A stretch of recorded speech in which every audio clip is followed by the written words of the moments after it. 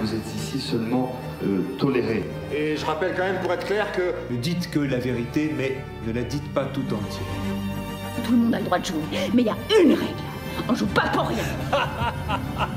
C'est tellement drôle. Je laisse à présent le micro ouvert à ceux d'entre vous qui auraient quelque chose à exprimer. Je me pose la question. Pourquoi tant de temps perdu à faire des choses de rien du tout, des petites choses sans importance? À parler de théâtre, à écrire des projets de théâtre, à trouver de l'argent pour faire du théâtre, à me plaindre qu'on ne me donne pas d'argent pour faire du théâtre, à essayer de faire du théâtre, à ne pas arriver à faire du théâtre.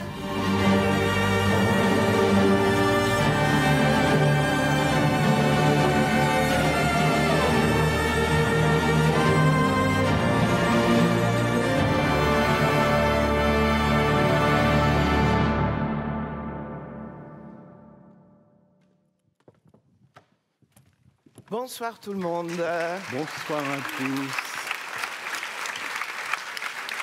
Bonsoir à vous tous qui êtes là et à tous ceux qui nous regardent en Facebook Live.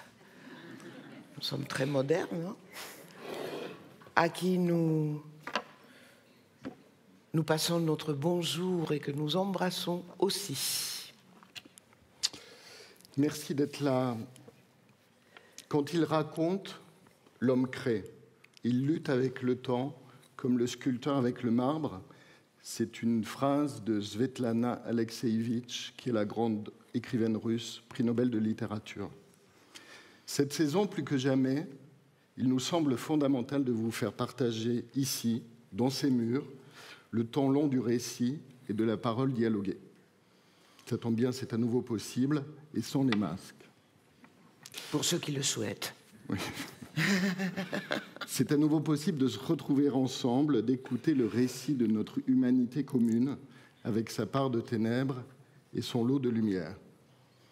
À quoi bon, nous diront certains. Chaque jour, les médias se font les hagiographes d'un monde en voie de dérèglement et l'écho du cycle perpétuel de la tragédie humaine.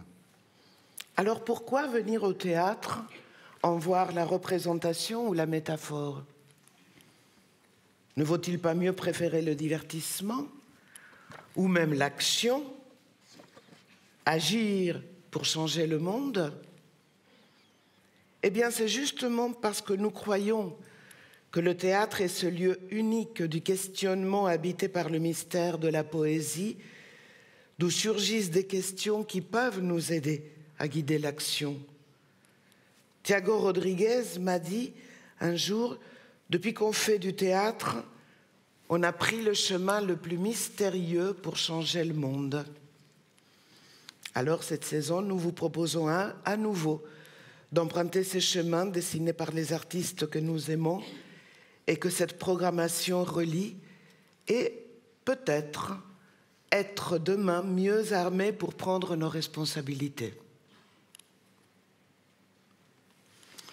C'est une jeune compagnie lyonnaise qui ouvrira la saison Célestine. Le spectacle s'appelle 3 notes pour un cerveau. C'est la compagnie Germe 36 de Pauline Hercule et Pierre Germain, qui était lauréate du prix Célestin 2020. Vous savez, ce prix que nous avons créé pour mettre en lumière les créateurs, et ils sont nombreux, de cette région qui ont du talent.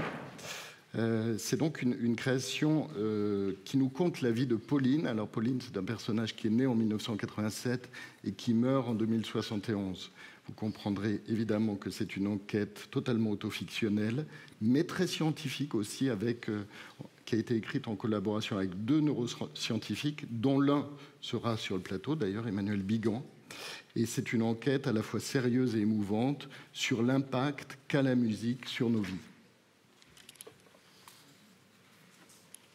Il s'agit d'une autofiction, c'est la vie de Pauline Hercule, en fait, de son fœtus en 1986 à sa mort supposée en 2071. Il s'agit d'une double enquête. En fait, Pauline Hercule, dans ce spectacle, est journaliste et elle va enquêter sur les bienfaits de la musique sur le cerveau. Et on s'inspire donc des recherches de Emmanuel Bigan et de Barbara Tillman. Enfin, on s'inspire. En fait, nous écrivons le spectacle quasiment à 4 mains. Enfin, Pauline écrit le spectacle, mais c'est avec eux, ils ont tout un langage scientifique qui vérifie, qui revérifie, etc. Et ils sont avec nous sur scène.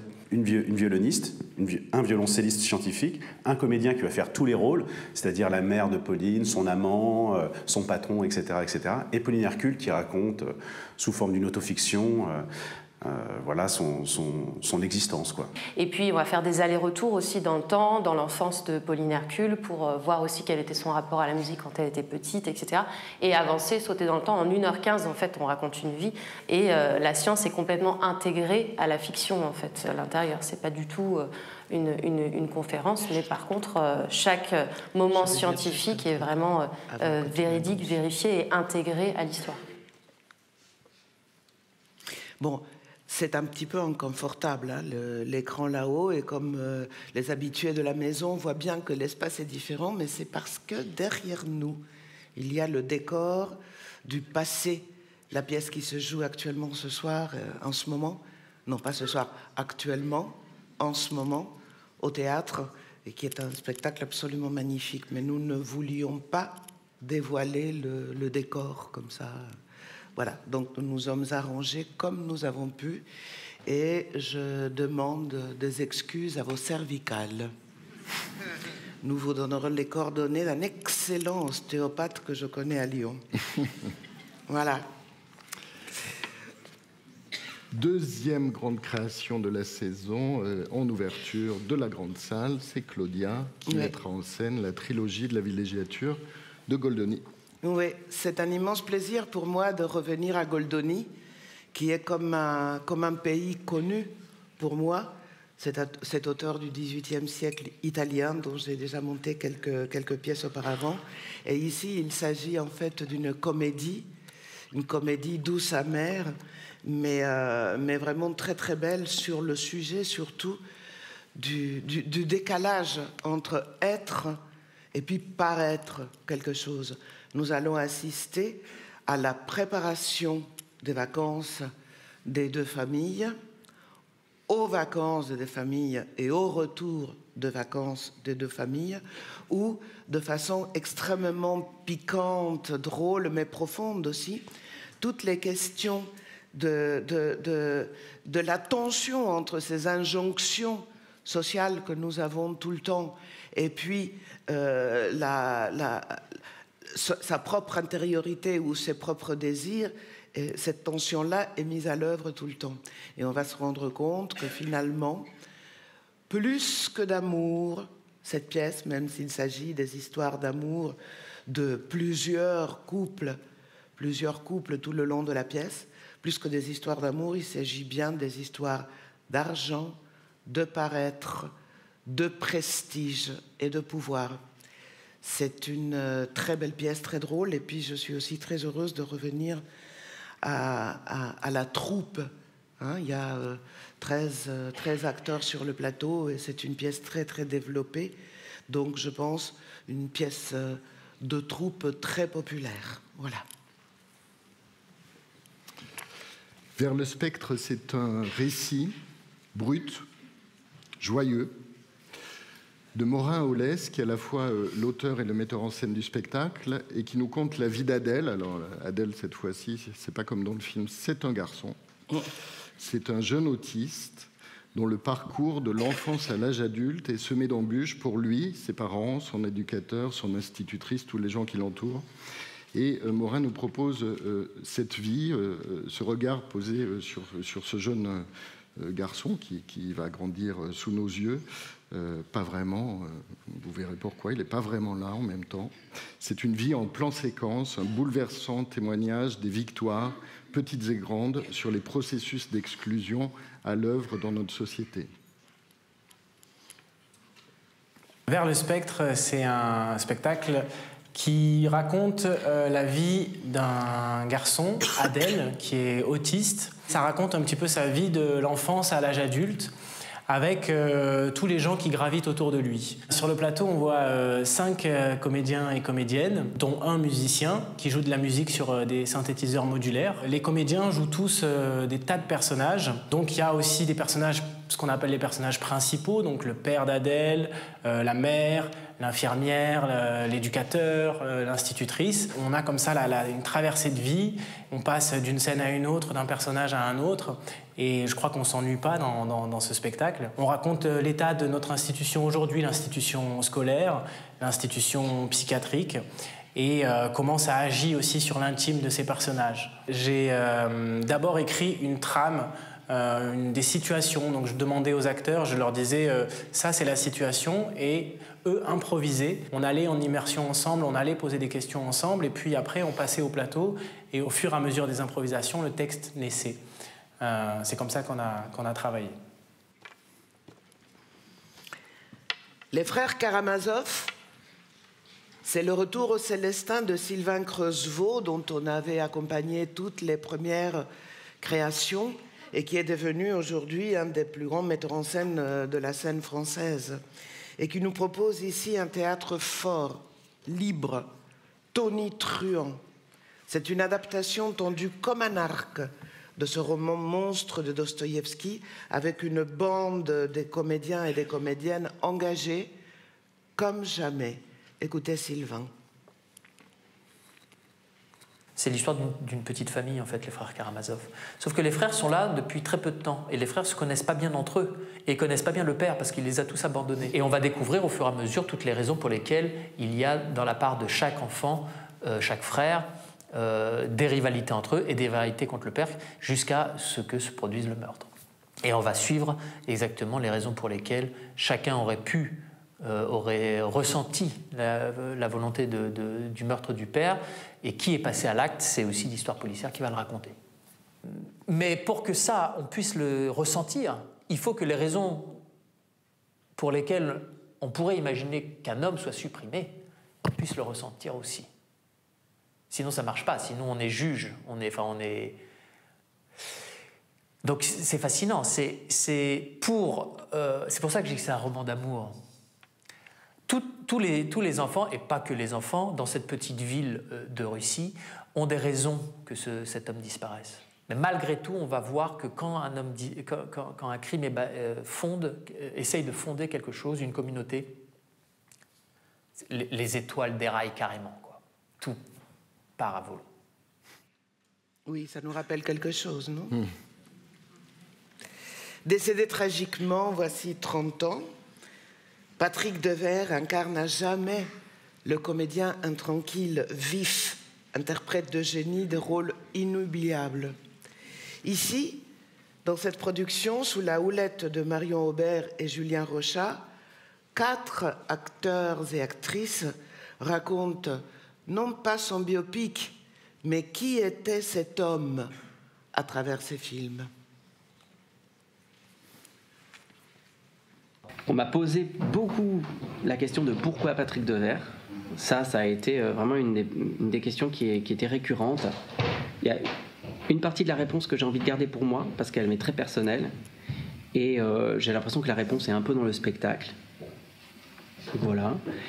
Et puis après, pour l'autre réponse, qui est justement une réponse à une époque, cette réponse à cette époque des années 70, à cette liberté, à ces audaces d'auteur. Alors le cinéma était effectivement très très masculin à cette époque, et c'est pour ça que Marion Aubert elle a pris une place qui est assez importante sur la réponse justement qu'on apporte à cette époque. C'est une réponse féminine. D'ailleurs c'est même pas une réponse, parce que c'est plutôt un point de vue. Voilà. La pièce n'est pas du tout morale, il n'est pas du tout question de savoir pourquoi il se serait suicidé ou qu'est-ce qui l'aurait amené à se suicider. On n'est pas du tout là-dedans. Il n'y a pas d'enquête non plus. Vraiment, on ne jongle pas avec l'idée du journalisme ou du reportage. Non, c'est plus savoir ce que les œuvres qu'il a traversées nous font aujourd'hui, encore aujourd'hui. Essayer de traverser ce qu'il a pu traverser. Essayer d'être en empathie aussi avec cette figure. Et voilà. Se laisser traverser, c'est vraiment important pour moi, ce mot, se laisser traverser. Et c'est un très très beau spectacle, en Célestine. C'est une création qui avait vu ses premiers jours pendant cette période du confinement où oui. Nous ne pouvions vous accueillir, mais où on continue à travailler sur les plateaux ici. Ils sont arrivés jusqu'au bout de leur création, ici. Et on n'a pas pu ouvrir la salle pour la montrer. Il y a eu plusieurs fois ce cas de figure-là. Dans la mesure de l'impossible, c'est une création de Thiago Rodrigues. Donc Thiago, vous le savez, c'est le prochain directeur du Festival d'Avignon. C'est un grand auteur et artiste portugais. Vous l'avez peut-être découvert cette saison avec le Cœur des Amants qu'on a présenté en Célestine, qui était vraiment un petit bijou. Un bijou. Et Thiago, il sera présent 2 fois la saison prochaine. La première en tant qu'auteur et metteur en scène. Le spectacle s'appelle « Dans la mesure de l'impossible ». Et dans la mesure de l'impossible, c'est une réunion de paroles et de souvenirs des équipes de la Croix-Rouge que Thiago a récolté et qu'il a réécrit avec son écriture d'une délicatesse folle. Et il donne, ces paroles nous parviennent par la voix de 4 très beaux acteurs et actrices qui incarnent donc sur le plateau ces héros d'aujourd'hui, sans doute humains trop humains, comme dirait l'autre, qui nous racontent sans censure la beauté et la vanité de leur action. C'est vraiment un spectacle bouleversant. Oui, oui, magnifique. Tout a commencé, comme toujours, chez moi, par des épisodes de ma vie, des rencontres, des curiosités. Et là, j'étais très intéressé à la question de l'humanitaire, surtout aux humanitaires, eux, ces gens-là, qui font des choses que moi je considère, et la plupart d'entre nous, je crois, extraordinaires. Et c'est là où je trouve que le théâtre trouve sa place dans ce spectacle, la façon dont les humanitaires se racontent à eux-mêmes et au monde. Parce qu'on a pu voir ces gens, on a pu dîner avec ces gens, on a pu passer des journées avec ces gens, les entendre. Entendre, par exemple, la pudeur avec laquelle ils parlent de leurs gestes, de leur travail, en disant « nous ne sommes pas des héros ». Parfois, ils le font avec des blagues. Quand ils nous disent « écoute, il y a quelque chose quand même chez moi qui n'est pas normal parce que tu vois, toi, quand tu regardes la télé et tu vois guerre, tu t'es horrifié. Moi, je dis, je vais y aller. Je vais y aller immédiatement. Quelle opportunité. Voilà, il y a c'est aussi cette auto-ironie de ces gens-là qu'on voudrait partager avec le public parce que je pense aussi que ça les rend, ces héros, très humains. Alors ça, c'est une... Non, c'est pas ça. Colonisation. Colonisation, c'est une vraie découverte. On ne connaissait pas Salim Djaferi voici il y a encore quelques mois. C'est en collaboration avec Sens Interdit qu'on vous proposera de le découvrir à votre tour dans la petite salle. C'est un jeune artiste, un peu tête chercheuse de la scène belge, et qui, à la faveur d'un voyage en Algérie sur la terre de ses parents, décrypte la langue de la colonisation à la manière d'un drôle de conférencier.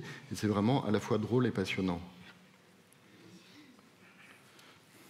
Donc le spectacle se sert ou utilise les histoires des autres et les mots que ces personnes utilisent pour raconter ces histoires. Et donc je me suis rendu dans une librairie de la place de l'Émirat Abdelkader, une librairie francophone à Alger. Et j'ai cherché le rayon guerre d'Algérie un certain temps, sans le trouver. Et donc je m'adresse à la libraire qui me répond avec beaucoup de bienveillance que tous les livres sur la guerre d'Algérie sont au rayon Révolution. Du coup, j'ai découvert ça ensuite, a posteriori. Ça s'appelait au départ des opérations de maintien de l'ordre. Ça s'est appelé des événements. Plus tard, on appelait ça une guerre. Maintenant, actuellement, les historiens contemporains qui s'intéressent au sujet appellent plutôt ça la guerre de révolution nationale, pour réinjecter, au-delà du mot guerre, le mot révolution et le mot national, qui indique aussi qu'il y avait une revendication de construire une nation. Il y a une grande évolution entre le début qui commence vraiment comme une conférence avec une adresse directe aux spectateurs et aux spectatrices, et qui termine vraiment dans une relation beaucoup plus théâtrale, je dirais, fictionnelle. Le spectacle, c'est un spectacle peut-être pas sur la colonisation elle-même, mais plutôt sur le mot colonisation, et sur les histoires, les vécus, et aussi les violences que les personnes que j'ai rencontrées ont subies et me racontent. C'est à la Célestine, c'est un solo, en fait. Et c'est extrêmement particulier parce que d'une très grande finesse, d'une très grande délicatesse, et avec des images vraiment magnifiques. Marguerite, l'Enchantement, c'est une pièce de Jeanne Garraud. Jeanne Garraud, c'est une autrice-interprète, et sa compagnie, qui est la Compagnie Neuve, est aussi implantée en Auvergne-Rhône-Alpes.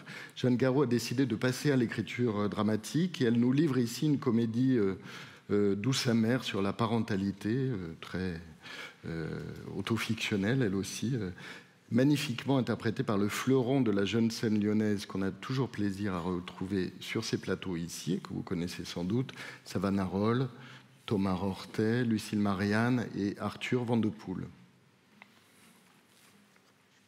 Le fait que le congé parental soit inégal pour l'homme et pour la femme amène de la souffrance pour les deux. Ça amène aussi un modèle à l'enfant qui est stéréotypé et qu'il est difficile de sortir des stéréotypes s'il n'y a pas une décision politique et sociale plus haute que le foyer. Et ça raconte ça. Après, de manière très simple, ce que ça raconte, c'est un repas entre amis, avec un bébé dans une chambre qu'on ne voit jamais, qui est à côté, et les gens se parlent. Voilà. C'est une pièce qui est noire et qui est drôle. Noire parce que les personnages sont en souffrance, et ils le sont tous, et que chacun va un petit peu dire sa souffrance, et que tout le monde est dans un empêchement. Et en même temps, c'est une pièce drôle parce que c'est des gens qui se connaissent très bien et qui sont drôles entre eux. C'est des gens qui s'amusent à se titiller, à se faire des blagues. Ce sont des relations proches, de famille et d'amitié. Et ils n'ont pas peur de se blesser. Du coup, les gens se taquinent, les personnages se taquinent. Donc c'est noir et c'est drôle en même temps. Voilà. Enfin, j'ai constaté que les gens riaient dans la salle. Je dirais même plutôt drôle que noir, d'ailleurs, parce qu'après tout, il y a pire que d'être parent, quoi. Oui. Oui, absolument. À moi à la campagne, c'est la seconde grande création de la saison après Villégiature. Et cette fois-ci, c'est encore une histoire de villégiature, mais en Russie, sous la plume du grand auteur Ivan Tourgueniev, orchestré par Clément Hervieux-Léger, qui est un fidèle compagnon des Célestins aussi. Peut-être que vous vous rappelez de ce Goldoni qu'il avait présenté, voici 2 saisons, une des dernières soirées de carnaval, qui était vraiment un spectacle magnifique. C'est une très grande pièce sur les débordements du cœur et ce que ces débordements révèlent des êtres. C'est drôle parce que, petite parenthèse, il y a quelques personnes qui m'ont dit non, mais enfin, il y a beaucoup de textes russes dans la saison. Mmh. C'est drôle, hein? Mais c'est intéressant quand même. Je trouve ça très, très, très intéressant parce que c'est la vérité. Parce qu'il y a au moins 3 ou 4 très grands textes de la littérature russe qui nous montrent en fait l'immense grandeur de cette culture et de cette civilisation. Et finalement, je me suis dit, on n'a pas pensé à ça au départ, hein, c'est quelque chose que je me dis là, hein, je suis complètement live là. Mais je me dis que c'est notre façon à nous de nous montrer, une des façons à nous, de nous montrer solidaires avec le peuple ukrainien, que de montrer réellement à quel point ces dirigeants russes sont coupés aujourd'hui de la réalité et de l'histoire russe. Et finalement, ça doit être le genre de truc très inconscient parce qu'on n'avait pas parlé de ça et on ne s'est pas rendu compte. Voilà. Donc, ceux qui se posent des questions là-dessus, c'est montrer ce qu'il y a de meilleur pour mieux faire, pour mieux séparer, comment on dit, le grain de... L'ivraie. Voilà, le grain de l'ivraie. Donc, on en était à 1 mois à la campagne, qui est une pièce absolument sublimissime, avec la troupe de la compagnie des Petits Champs et une actrice que j'adore, enfin que nous adorons tous, qui s'appelle Georgia Scaliette, qui était une ancienne collègue de la Comédie Française de Clément Hervé Léger. Donc Un mois à la campagne, c'est une pièce de Tourguenieff qu'il écrit en 1851, donc une dizaine d'années avant l'abolition du servage en Russie. Et c'est important parce qu'en fait, on est encore dans une société extrêmement figée, avec des classes sociales extrêmement marquées. Et c'est l'histoire de Natalia Petrovna, qui est une jeune aristocrate à la campagne, qui s'ennuie mortellement, qui est mariée à Arkady, qui est lui très occupé avec toutes ses affaires. Et ils ont un enfant, Kolia, il y a la mère d'Arkady, enfin toute cette petite société qu'on connaît bien dans la littérature russe. Et arrive, au milieu de l'été, un nouveau précepteur pour le petit Kolia, Alexei. Et ce garçon va en fait bouleverser ce petit microcosme, d'abord et avant tout parce que Natalia Petrovna va tomber très amoureuse de lui. Je trouve que c'est aussi beau parce que finalement c'est une femme qui se débat dans un milieu social très, très contraint, et ce à quoi elle aspire, je crois, même avant d'aspirer à l'amour, c'est à la liberté. Et finalement, c'est un combat. Elle ne va sans doute pas le gagner, ce combat, mais elle va essayer, en tout cas.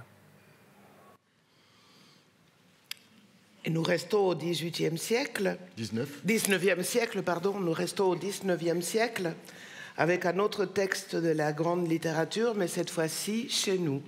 Balzac, Les illusions perdues, adapté à la scène par Pauline Baye, qui est une jeune metteur en scène et directrice du Centre dramatique national de Montreuil, et portée par 5 jeunes artistes tellement talentueux, tellement formidables, et qui nous content la grandeur et la décadence de Lucien de Rubempré, jeune poète provincial monté à la capitale.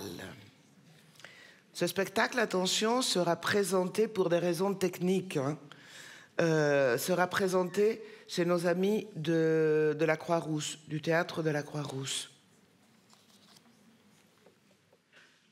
Bonjour à tous, je suis Pauline Baye, la metteuse en scène d'Illusions perdues, d'après le roman du même nom de Balzac. On suit les traces de Lucien de Rubempré, qui est un jeune poète né à Angoulême, qui a grandi à Angoulême et qui rêve de monter à Paris pour conquérir Paris, devenir le plus grand poète de sa génération et devenir riche et amoureux. Il veut l'amour, la gloire et l'argent.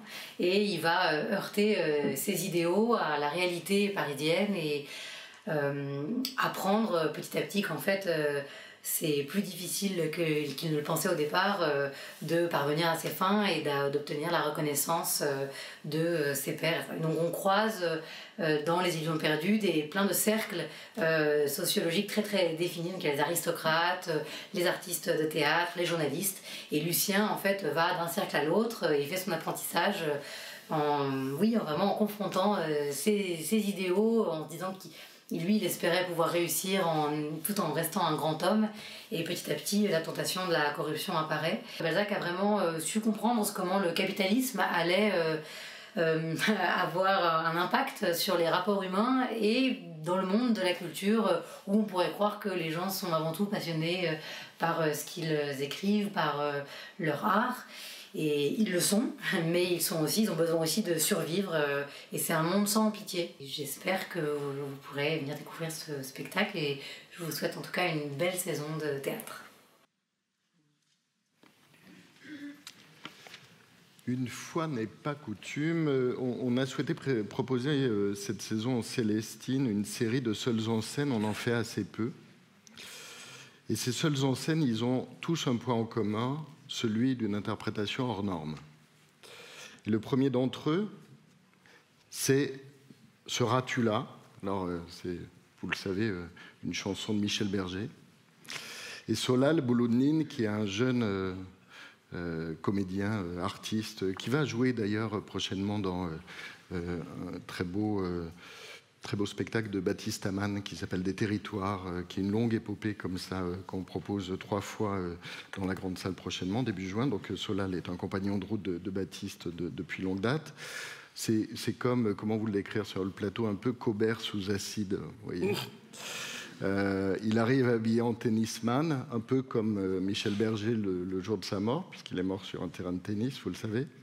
Et il retrouve sa chambre d'enfant pour nous conjurer ses angoisses, je ne sais pas pourquoi j'ai mis une nous, pour conjurer ses angoisses, pardon, et nous faire pleurer de rire, vraiment.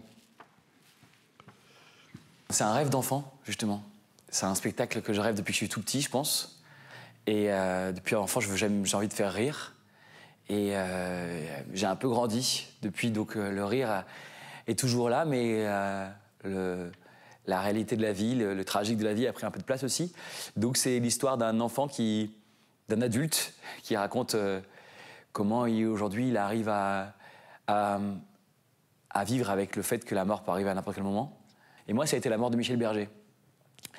Parce que le hasard a fait que j'étais en vacances en 1992, juste à côté de sa maison, et que j'ai été frappé par cette mort-là. Ça m'a sidéré, parce que j'avais 6 ans, 11 mois et 20 jours. Et c'est la première fois que j'ai compris qu'on pouvait mourir à n'importe quel moment, que c'était pas forcément les personnes âgées qui allaient mourir, qu'il n'y avait pas de logique. Alors on a reconstitué ma chambre d'enfant, vraiment. Comme une chambre d'enfant, il y a plein de jouets, il y a des perruques, il y a des déguisements. Et donc je joue vraiment une galerie de personnages. Je joue mes parents, je joue aussi ma maîtresse, je joue un rabbin. Et je les joue en me grimant, vraiment en me costumant, en mettant des perruques. Et c'est pour retrouver ce plaisir-là qu'il y avait, ce plaisir originel en fait de l'enfant qui joue. Et donc je dirais que c'est comme ça qu'on crée vraiment c'est la situation théâtrale, quoi. On raconte une histoire avant tout. C'est pas seulement un enchaînement de sketchs. C'est les personnages qui ont un but et qui ont tous une mission dans cette histoire-là. Natacha Apana est l'une des grandes écrivaines d'aujourd'hui. Son roman Tropique de la violence est porté à la scène par Alexandre Zeff dans un très grand souffle poétique où théâtre, vidéo et musique live fusionnent et créent un maelstrom d'émotions. L'histoire de Moïse, c'est celle d'un jeune ado comorien réfugié à Mayotte. Et c'est une histoire, je suis sûre, qui vous touchera au cœur. Et nous les conseillons tout particulièrement aux plus jeunes, à partir de 14 ans. Alors, Tropique de la violence, c'est l'histoire d'un nourrisson qui s'appelle Moïse, qui arrive en Kwassa Kwassa. C'est une petite barque sur l'île de Mayotte avec sa mère. Cette très jeune mère va donner Moïse à une infirmière, Marie, jusqu'à ce qu'elle meure subitement d'un accident cérébral. Moïse a alors 15 ans. Il est livré à lui-même. Il va rejoindre le plus grand bidonville de France, que l'on surnomme Gaza, où vivent plus de 3000 mineurs isolés. Il y a quelque chose de Shakespeare en fait dans l'écriture de Natacha Apana, et c'est-à-dire qu'il y a de la violence bien sûr, mais il y a aussi de l'humour parfois. Il y a beaucoup de sensibilité, il y a beaucoup de magie. C'est pour ça qu'on a travaillé notamment avec Benjamin Gabriel, le scénographe, sur un dispositif visuel important avec beaucoup de vidéos. J'ai pu aussi moi me rendre à Mayotte pour filmer de façon documentaire les jeunes mineurs isolés qui s'y trouvent. Donc c'est un spectacle que j'espère être total en offrant justement voilà, de la danse, de la musique, du chant. Voilà, c'est un spectacle extrêmement je crois, vivant, puissant, présent, et qui parle d'un sujet malheureusement d'actualité et important de faire connaître parce qu'on connaît mal ce 101e département français qui est Mayotte. Tous les artistes qui abordent les classiques au cours de cette saison le font avec un regard tout particulier, évidemment, puisqu'on a titré un autre regard sur les classiques. Bruno Gélin, lui, porte un regard vraiment particulier sur la tragédie élisabéthaine Édouard II de Marlowe, dont il propose une version baroque, queer, qu'il a adaptée et donc mise en scène. C'est une espèce de... une fantasque danse de mort. Et c'est vraiment un spectacle totalement hallucinatoire, d'une beauté sulfureuse et qui bouleverse longtemps après qu'on l'ait vu. Alors, Édouard II, c'est une pièce qui a été écrite par Marlowe, qui est, on va dire, l'une des pièces les plus connues de Marlowe.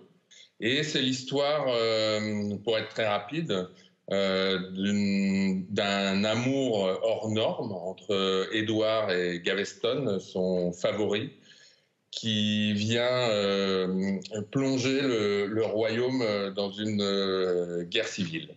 Le spectacle est insaisissable en permanence et on est confronté à la fois à un drame intime qui est balayé immédiatement par une force burlesque et désespérée, puisque tout ça finit par se côtoyer pour raconter cette épopée et ce drame, en fait, d'Édouard.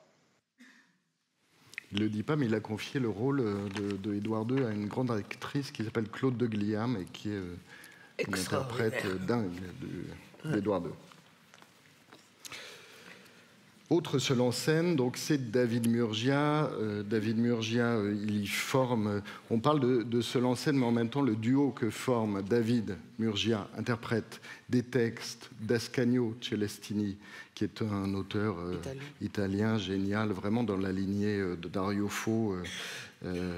Ce duo-là, où David incarne sur le plateau la parole d'Ascanio, est vraiment un duo tellement fusionnel qu'on pourrait dire que c'est un spectacle fabriqué à deux, mais en tout cas, c'est David qui est sur le plateau.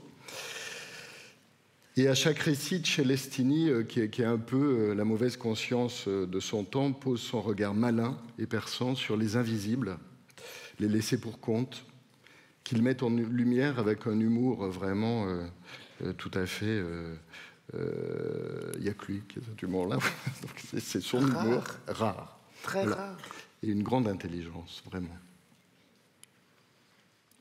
Ce sont deux spectacles qui ont été pensés comme faisant part d'une trilogie de périphérie. L'auteur dit tous les personnages vivent dans l'histoire, même si certains habitent en périphérie. Et en effet, le décor mental de ces deux fables, c'est une périphérie urbaine, humaine, en marge de la narration globale de l'histoire, en marge du capitalisme, en marge de nos centres d'intérêt, en marge des villes. C'est toujours le même décor, c'est un parking de supermarché, donc aussi un entrepôt juste derrière le supermarché qui est peut-être même plus grand que le supermarché lui-même. Dans cet entrepôt travaillent des manutentionnaires africains sans papier. Dans l'Aïka, il y a une grève de ces manutentionnaires africains et donc un piquet de grève, des policiers devant le piquet de grève. Une tour d'HLM aussi où habite la majorité des personnages. Dans cette tour habite la dame qui a la tête toute embrouillée, une dame qui a probablement l'Alzheimer. Il habite aussi une autre vieille, qui n'a pas le temps pour croire en Dieu. Dieu, ça ne l'intéresse pas, elle n'y croit pas. Et donc ces personnages-là se croisent dans cette périphérie et on se met à imaginer leur vie quotidienne, à vrai dire. À les raconter, à les imaginer. En les imaginant, on se rapproche, on opère par l'imagination à ce déplacement qui nous permet de concevoir véritablement leur vie, même si c'est une vie fantasmée, puisque ce sont des personnages qui habituellement n'interviennent dans nos journaux, dans nos médias, à la télévision, que lorsque advient un événement scandaleux aux alentours. Et là, il s'agit au contraire de leur redonner un quotidien à ces personnes qui n'ont pas la voix et qui n'ont même pas le regard parfois, parce qu'elles sont les précaires des précaires, les dernières personnes de notre société capitaliste. Voilà, c'est ces personnages-là qu'on va raconter à travers Laïka et Pueblo en décembre, et je me réjouis déjà d'être là. Et c'est vrai, c'est en décembre. Et en décembre, qu'est-ce qu'il y a? Les fêtes.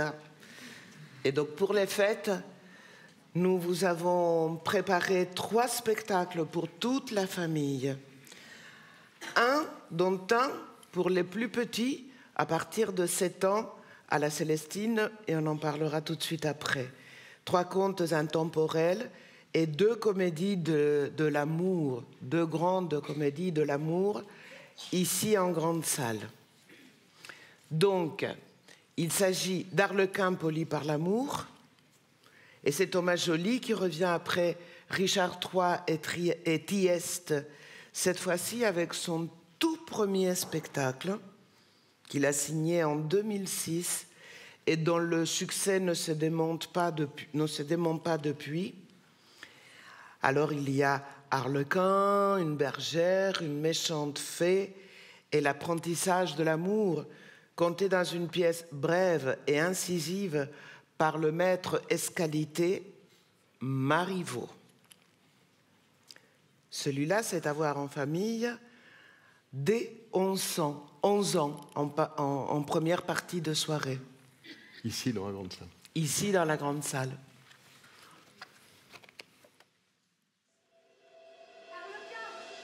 Le jeune homme que vous avez enlevé à ses parents est un beau brun, bien fait. C'est la figure la plus charmante du monde.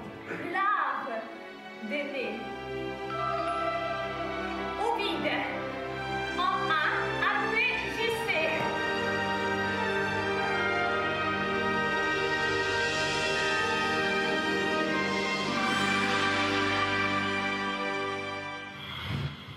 Arlequin, voudrais-tu aimer une personne qui te trompe?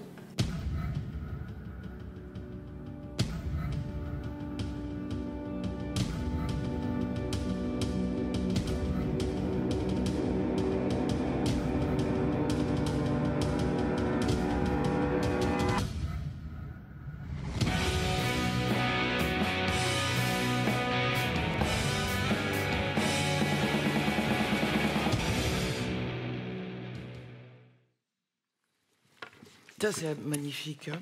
Et puis à 21h, beaucoup de bruit pour rien, la célèbre comédie de Shakespeare, une pièce sur le faux semblant également, un thème également cher à Marivaux, mais qui est amené ici, tambour-bâton, par la troupe de l'Argument qu'on avait découvert ici, je ne sais pas si vous vous rappelez, il y a, je ne sais pas, 2 ans, 3 ans, avec la joyeuse adaptation de Zai Zai Zai Zai, qui était superbe, que les jeunes avaient adoré.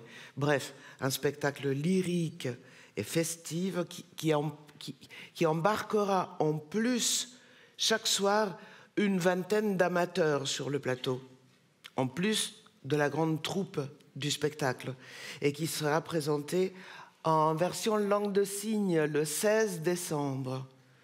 Donc, faites savoir. Rapidement, c'est 2 intrigues croisées, en fait, où on a 2 jeunes amoureux qui vont essayer, qui vont se marier, hein, c'est annoncé comme ça. Et puis 2 vieux célibataires qui ne croient pas à l'amour et dont l'ensemble des personnages en présence vont essayer par d'habiles pièges à les faire tomber amoureux tout de même. C'est assez chouette parce que ça passe de la comédie à la tragédie aussi, puisqu'à un moment, la future mariée va être, comment on appelle ça, pas conspuée, mais on va douter de sa virginité, ce qui va être un scandale terrible, parce qu'il y a aussi des méchants. Voilà, beaucoup de bruit pour rien. C'est une pièce de théâtre de Shakespeare. C'est une comédie qui est tout à fait remarquable. C'est une de ses plus belles comédies qu'il a écrit dans un moment où il avait besoin de faire venir des gens au théâtre. C'est un peu son blockbuster, quoi. Voilà. Donc elle est implacable, elle est extrêmement bien écrite, elle est très drôle. Il y a du monde, des situations rocambolesques, beaucoup de quiproquos, de pièges. De travestissement, on se fait prendre pour l'un, pour l'autre. Voilà, c'est les ressorts comiques assez classiques chez Shakespeare. Et qui inépuisable, puisqu'il continue à fonctionner aujourd'hui, quoi. Voilà. Vous l'avez vu, c'est un spectacle en costume, mais pas vraiment en costume d'époque, quoi. Et donc, on le recommande vivement à partir de 11 ans. En fait, c'est des spectacles pour toute la famille, mais bon, c'est des jeunes qui... Oui. Et pour alors les plus petits, Gretel, Hansel et les autres, c'est une réécriture contemporaine du conte des frères Grimm par un jeune auteur, metteur en scène qui s'appelle Igor Menjinski, qu'on retrouvera lui aussi 2 fois dans la saison. Igor, il se pose cette question: l'émerveillement de l'enfance est-il encore possible dans un monde qui a perdu ses saveurs? Et c'est un véritable thriller pour enfants qu'il a écrit et qui sera d'ailleurs créé là très prochainement en ouverture du Festival d'Avignon. Alors, ça va raconter d'abord l'histoire d'un pays où les saveurs ont disparu. Donc le sucré et le salé n'existent plus. Les aliments sont fades. Donc on ne prend plus le temps de se mettre à table. On ne cuisine plus. Et ce qui est une chose qui, d'une certaine manière, arrange les parents qui, eux, sont de plus en plus pressés, mais qui trouble les enfants qui, eux, s'inquiètent de ne plus rien manger de consistant. Et dans ce pays, à l'orée d'une forêt hantée dont tout le monde a peur, vit un monsieur qui a beaucoup d'argent, sa femme, et ses 2 enfants, Gretel et Hansel. Et un soir, après l'école et la garderie, Gretel et Hansel vont disparaître. Ils vont fuguer. D'une part parce qu'ils se sentent abandonnés par leurs enfants, par leurs parents, je veux dire, qui travaillent beaucoup trop. Et d'autre part pour répondre à une sorte de, comme chez London, une sorte d'appel de la forêt. Et forêt qui, tu vois, au fur et à mesure du récit, leur donnera certainement une réponse à cette disparition brutale des saveurs. J'espère que ça racontera aussi, que ça soulèvera une question qui, moi, m'interroge beaucoup à l'heure actuelle, c'est la manière dont on ne prend plus vraiment le temps de s'émerveiller. Et notamment de s'émerveiller face aux saveurs que nous offre le monde et surtout le monde de l'enfance. On assiste dans un premier temps au voyage d'Hansel et Gretel dans la forêt et en même temps à une enquête policière parce qu'il y a un policier qui enquête sur leur disparition et donc du coup qui va rencontrer les copines et les copains de Gretel et Hansel, qui va rencontrer les professeurs, qui va rencontrer le maire du village. Donc c'est aussi une sorte de thriller pour enfants. C'est ce que j'essaye de fabriquer. En janvier, Petit pays. Après qu'il était porté à l'écran la success story de ce premier roman de Gaël Faye, qui a été, je vous rappelle, prix Goncourt des lycéens en 2016, ce succès-là continue à se développer avec cette adaptation pour la scène de Frédéric Fitzbach que nous sommes très très heureux d'accompagner.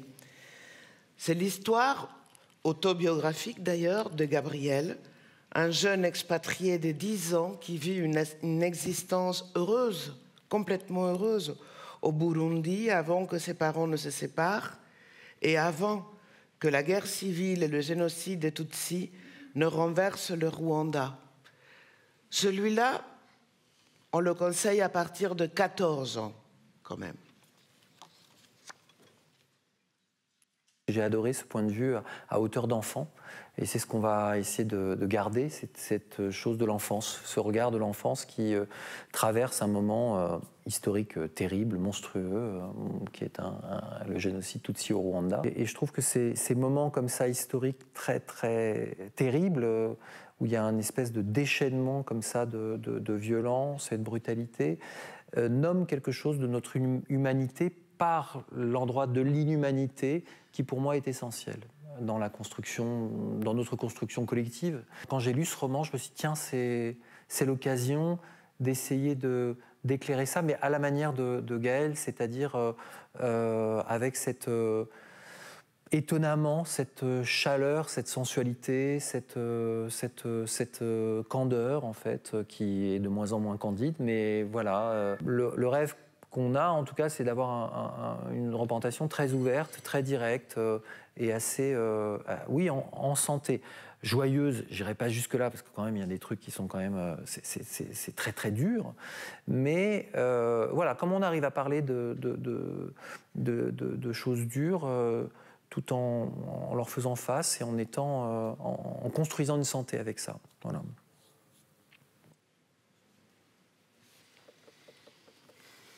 Bernard Noël, c'est un grand écrivain que vous connaissez sans doute, qui est décédé l'année dernière.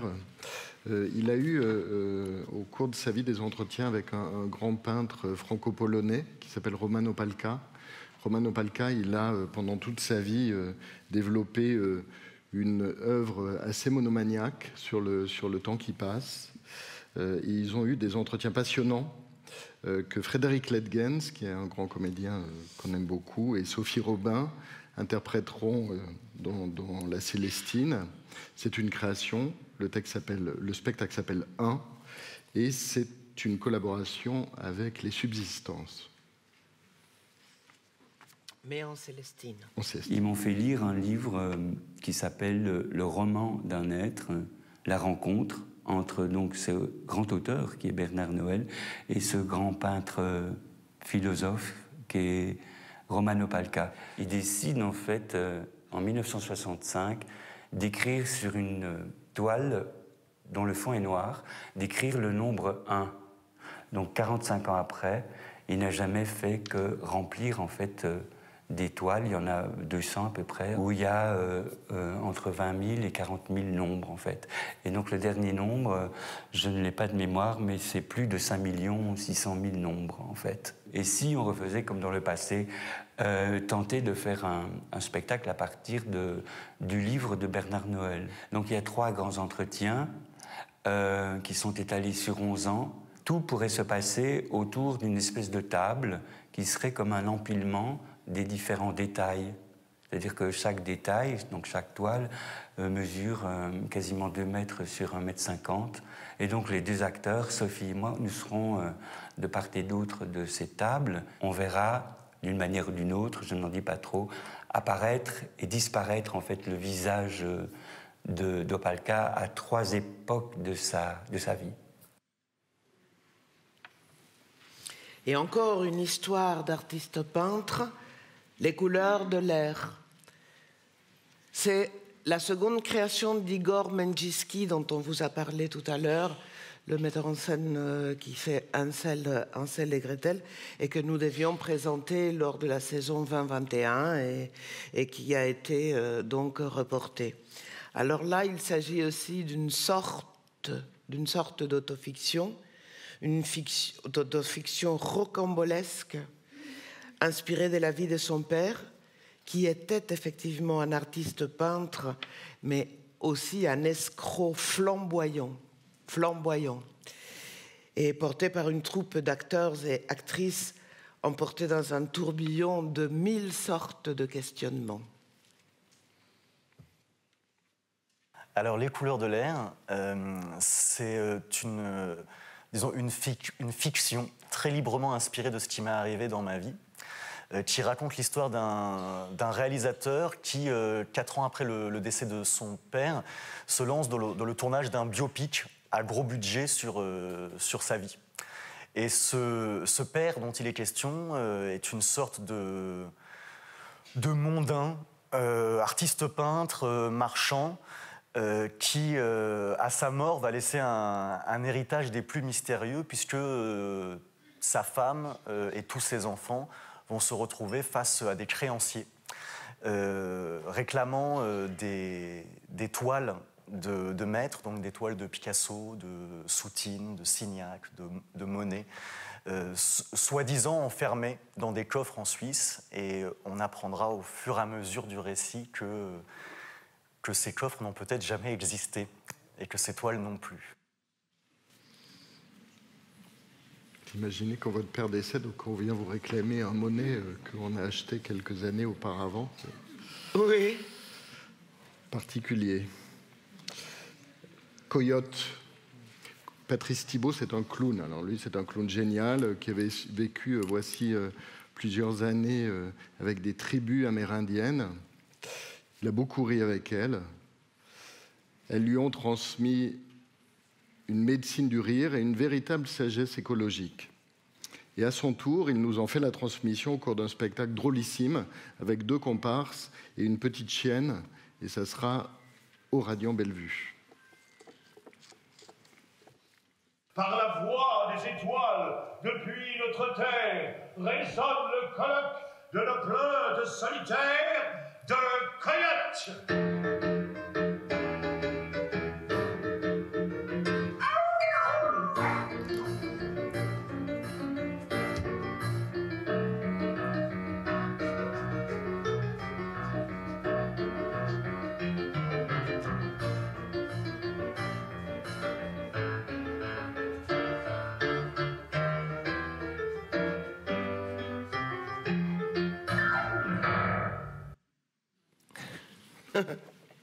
Là, ça aussi, c'est à voir en famille à partir de 7 ans.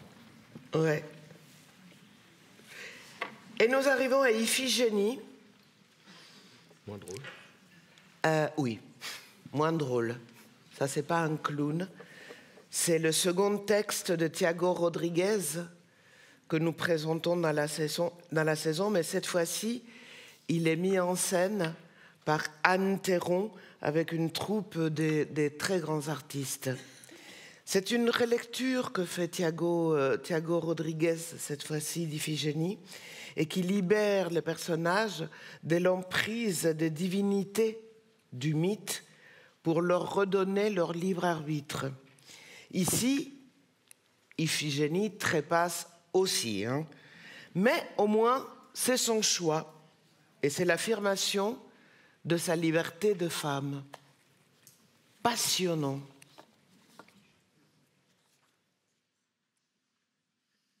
Moi, ce que j'ai adoré dans cette pièce quand je l'ai lue, en dehors de la beauté de l'écriture, c'est que on espère. On se dit, ça va se passer autrement. Elle ne va pas mourir. Il ne va pas y avoir la guerre. C'est d'ailleurs ce que va dire Clytemnestre à Agamemnon. Et si tu renonces? Il lui dit, mais à quoi? Et ben, il lui dit à la guerre, mais il lui dit, mais à tout, au pouvoir, à être roi. Si tu renonces, peut-être que nous pouvons être heureux. Mais il lui dit, mais des gens comme nous, on ne peut pas être heureux. Alors, en même temps, c'est très drôle parce que, justement, il conteste. Et il conteste et on se dit que ça va se passer autrement parce que, dès le début, Agamemnon dit « les dieux n'existent pas ». Ça, c'est une fable, etc. À partir du moment où les dieux n'existent pas, ben, on peut se dire que la vengeance d'Artémis, enfin, tout ce qui s'est fomenté, qui a fait qu'on en est arrivé là, c'est-à-dire, avec un peu de chance, ça va se passer autrement. Ils sont libres, face à leur libre arbitre, donc ils vont pouvoir décider de dire, bon, ben voilà, Hélène, on est vraiment désolé, Ménélas, effectivement, mais bon, d'ailleurs, il le dit lui-même, je vais me trouver une fille un peu plus normale. Je dirais, elle finalement, elle était trop bien. Et puis, bon, parce que c'est ce que dit Clytemnestre, mais pourquoi cette guerre? Pourquoi cette guerre? Pourquoi faut tuer ma fille? Pourquoi faut tuer tous ces gens? Mais expliquez-moi, pourquoi cette guerre? Et l'honneur des Grecs. L'honneur des Grecs. Voilà. Ça résonne, hein, quand même, tout ça. C'est aussi une création Festival d'Avignon. Ça ouvre le festival le 7 juillet. Privés des feuilles, les arbres ne bruissent pas. C'est le très beau titre d'une pièce de Magne van den Berg, qui est une autrice néerlandaise et qui a écrit une sorte de texte très beckettien. En fait, c'est un peu En attendant Godot, entre deux femmes devant une caravane qui attendent l'arrivée d'on ne sait qui, mais qui est certainement un personnage qui pourra les aider, une assistante sociale ou quelque chose, enfin on ne sait pas exactement, mais quelqu'un qui peut les aider, ces deux femmes, à résoudre leurs problèmes de vie, leurs problèmes d'existence. C'est interprété par deux actrices magnifiques, vraiment magnifiques. Et puis, ce que je trouve très, très, très beau, c'est que elles échangent en permanence entre elles, elles discutent avec une langue très souvent qui fait une très grande économie des mots. Avec 2-3 mots essentiels, on comprend tout de leur parcours, de leur histoire. C'est en même temps tendre, drôle et dramatique, bien sûr, aussi. Déjà, le titre, hein, j'ai adoré, parce que c'est un titre très long pour des phrases très courtes. C'est aussi une pièce sur l'automne, parce qu'il y a une image d'automne, parce que je crois que c'est une pièce pour des femmes qui ont un certain âge, que ça se voit pas si souvent au théâtre aussi, des femmes qui ont autour de 50 ans, comme ça, un duo qui est aussi un duo tragicomique. C'est-à-dire c'est une histoire de sortie de route à l'automne de la vie, et où en même temps ça va bruisser de la vie. Ces deux femmes, elles se réveillent un matin là au café, et il y a l'air d'avoir une petite tension supplémentaire ce matin-là, parce qu'il y a des visiteurs qui se sont annoncés. Elles doivent s'habiller bien. Et on sait très bien ce que c'est que de présenter bien, la somme que c'est pour quelqu'un quand il sait qu'il n'est pas tout à fait sur le bon chemin. Ça prend des proportions monumentales qu'elles poussent à l'extrême dans le jeu, parce qu'il n'y a pas grand-chose dans leur placard. C'est une écriture archi simple. Il n'y a aucun mot compliqué, c'est tout petit, c'est du langage quotidien. Et dessous, t'as ça, quoi. Donc, je sais pas, faudrait... Tu vois, pour dire que c'est une pièce qui est facile, elle est facile tu l'embrasses comme ça, quoi. Et les deux actrices qui interprètent cette pièce sont vraiment très émouvantes, quoi. Oui. Nostalgia Express, alors ça c'est aussi un report de la saison 2021 qu'on a grand plaisir à pouvoir vous présenter enfin. C'est une pièce de Marc Lenné, qui est le directeur de la Comédie de Valence. Et Marc, il aime les récits épiques, libres, qui passent de la comédie au drame, à la limite du vraisemblable parfois, et qui nous tiennent en haleine. Oui, des polars. Et là, il s'agit de l'histoire d'une vedette yéyé des années 70, qui part à la recherche de ses origines, et le tout dans un univers très pop, très 70s, là aussi avec de la musique live. Viens m'attendre sur le quai pendant que je récupère le reste des bagages. Attention, mesdames et messieurs, le départ du train est imminent.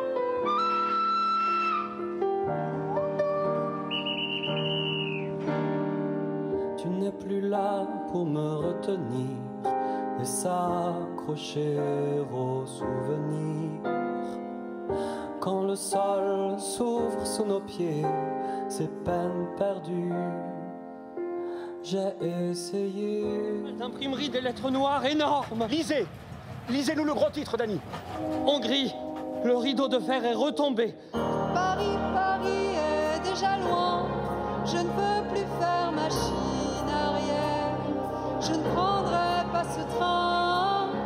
Roulons jusqu'au poste frontière. Traversons la Hongrie en guerre. J'irai chercher Chandor jusqu'en enfer.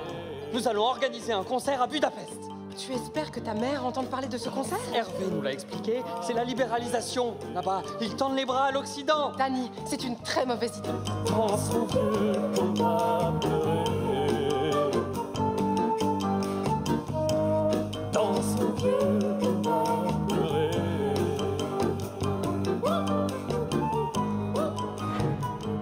Le vent de la révolte souffle ici, à Budapest.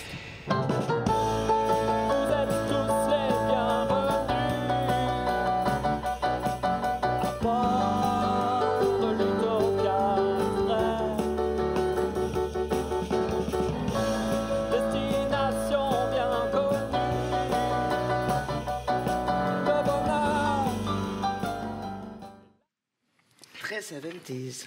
Très 70s. Alors c'est un trailer, hein, c'est pas non plus une comédie musicale, hein, mais voilà, c'est là concentré.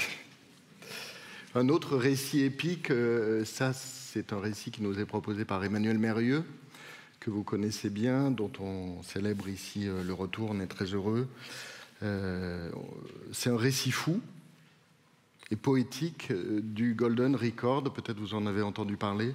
C'est cet enregistrement réalisé par la NASA dans les années 70, qui a été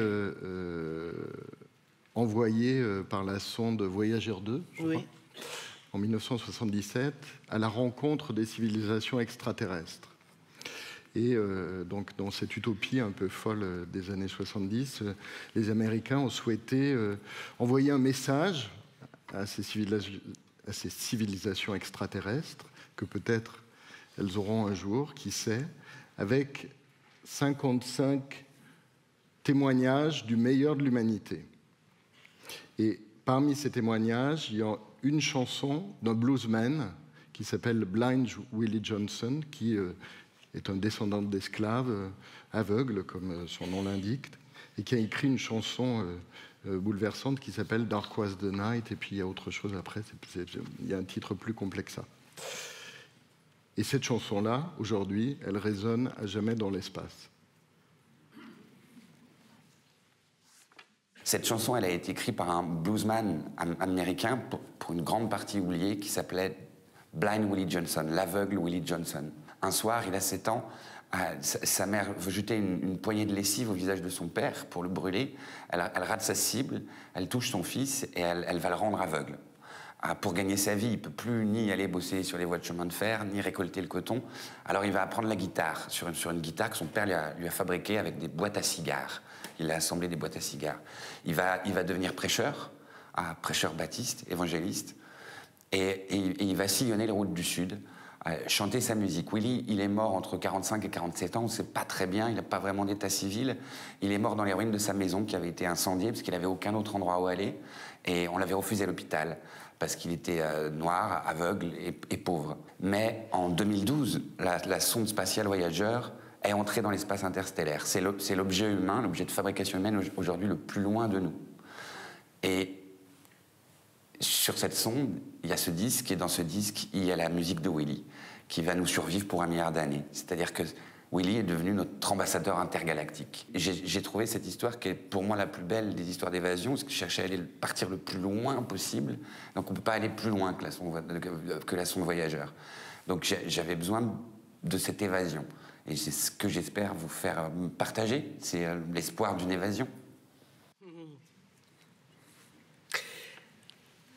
Ça va? Ouais? Vous tenez? On n'a pas fini, hein? 2 courts textes de ce grand auteur qu'est Jean-Luc Lagarce, avec cette écriture si personnelle, au service des 2 histoires qui, avec une lucidité espiègle et une très très grande drôlerie, scrutent la vacuité du métier d'artiste, d'actrice en particulier, et le ridicule du conformisme des classes. Dans la mise en scène de Martial de Fonsobo, tous les 2, et avec celle qu'il considère comme la plus grande actrice française, Catherine Yegel.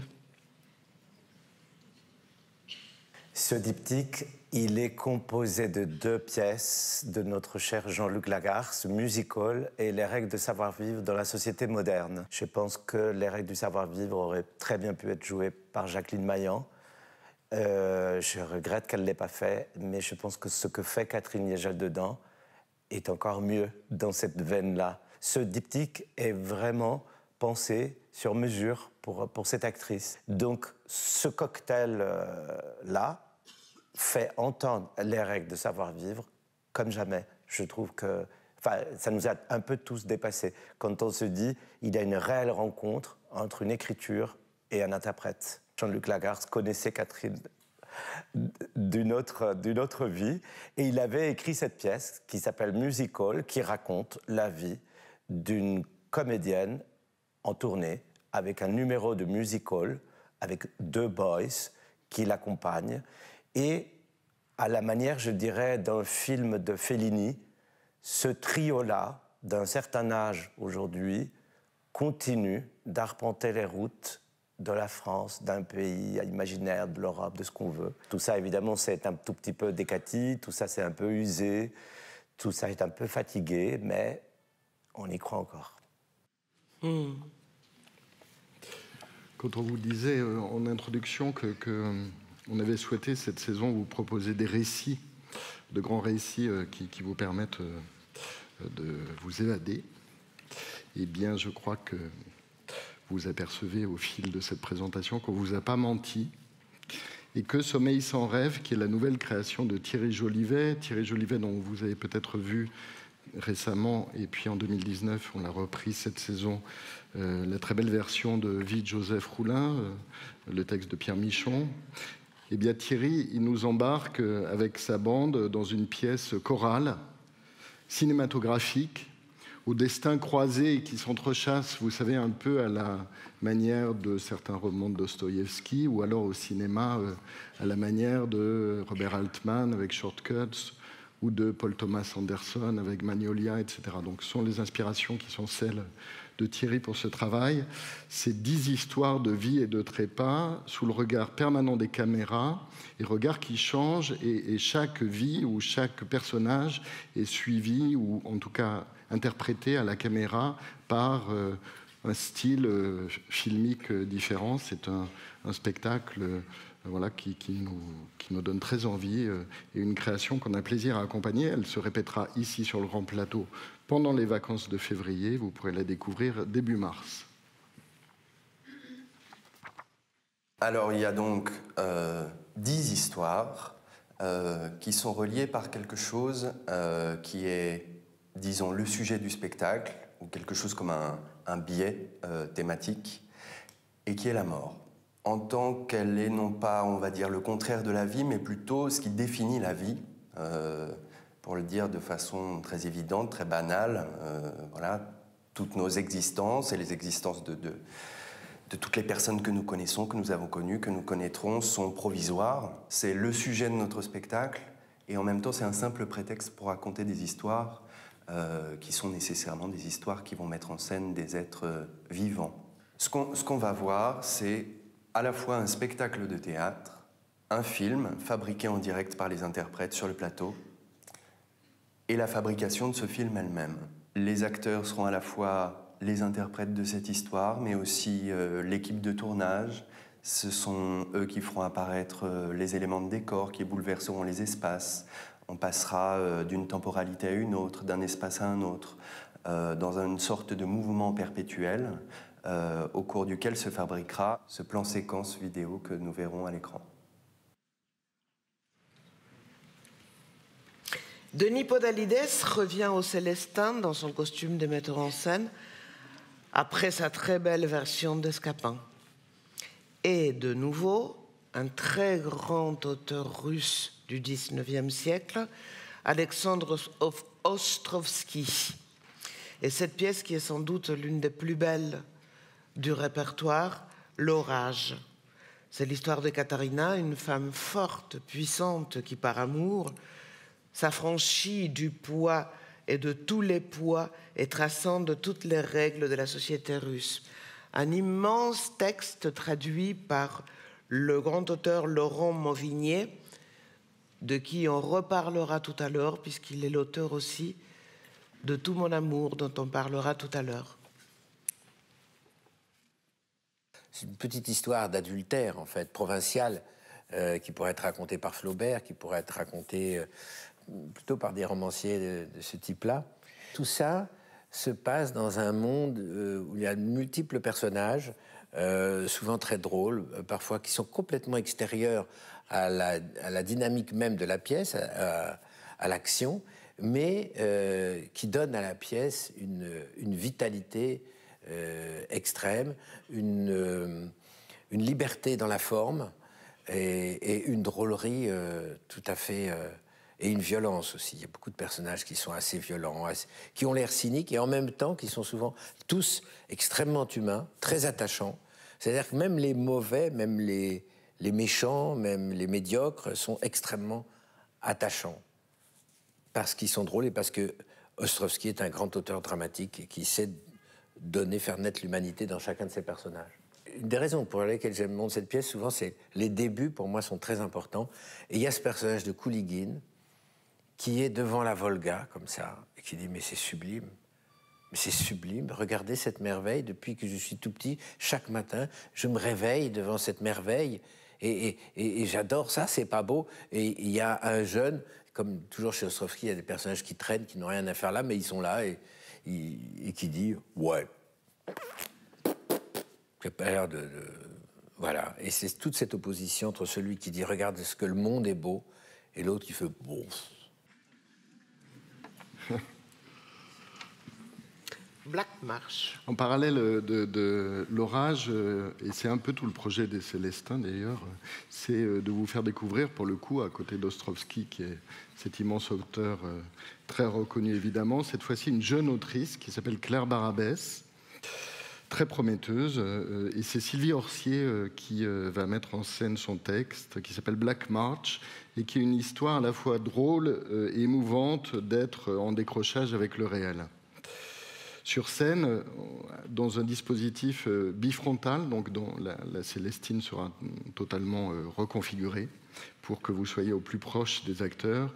Il y aura Patrick Pinault, qui est ce grand acteur que vous connaissez sans doute, fidèle de Georges Lavaudan, qui a déjà ici présenté plusieurs spectacles, dont très récemment, en tant que metteur en scène, Les Hortensias. Oui. Et d'ailleurs que vous pourrez retrouver... Enfin, que vous pourrez trouver avant, en tant que dans son interprétation du père dans Les Frères Karamazov. Donc c'est Patrick Pinault qui interprétera notamment ce texte de Claire Barabès. Et c'est un spectacle avec une grande énergie sur le plateau, là aussi théâtral, musical et chorégraphique. C'est l'histoire, comme dit Claire, c'est une ode aux êtres rugueux, abîmés, et qui se retrouvent en psychiatrie. C'est une rencontre entre Bertrand, un spécialiste donc de Beethoven, et de Minona, une jeune fille abîmée par la vie, très jeune.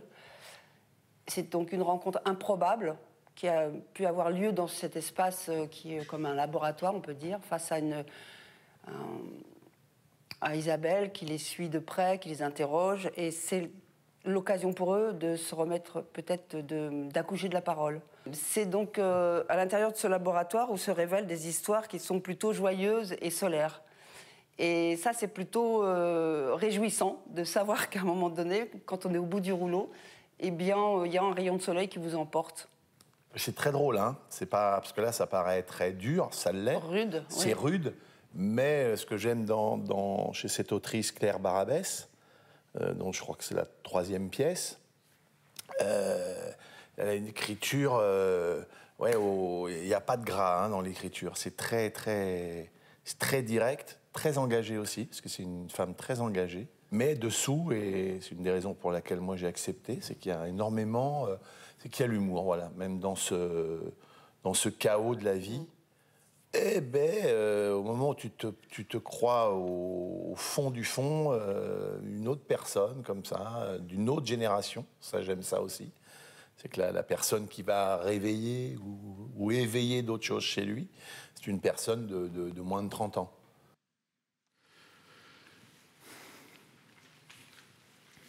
On est très très heureux de retrouver une artiste qu'on aime beaucoup, que vous avez pu peut-être découvrir ici au Célestin avec son spectacle Bestier d'Ichena. Voici quelques saisons, qui était la saison dernière, ou cette saison d'ailleurs au TNP.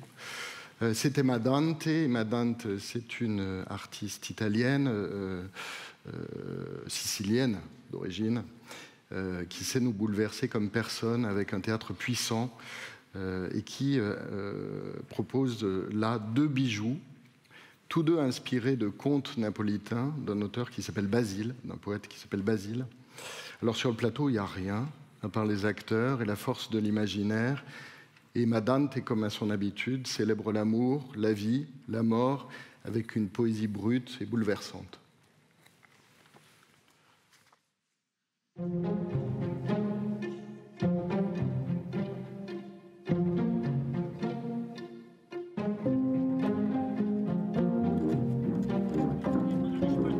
Parla, ma con chi parla che stonga su lì?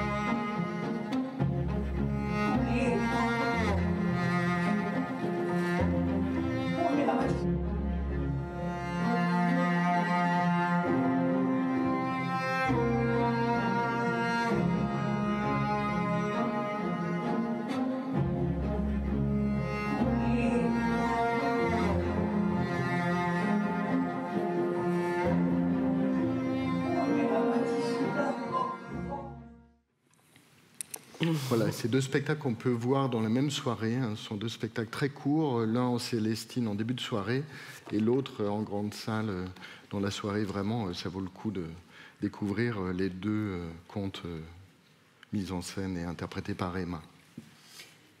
Et fin mars, vous allez pouvoir découvrir Dans ce jardin qu'on aimait, qui est un très beau spectacle, très fin, très inspiré de la vie de Simeon Pescene, premier compositeur vivant bien avant Olivier Messiaen, à avoir transcrit et retranscrit le chant des oiseaux.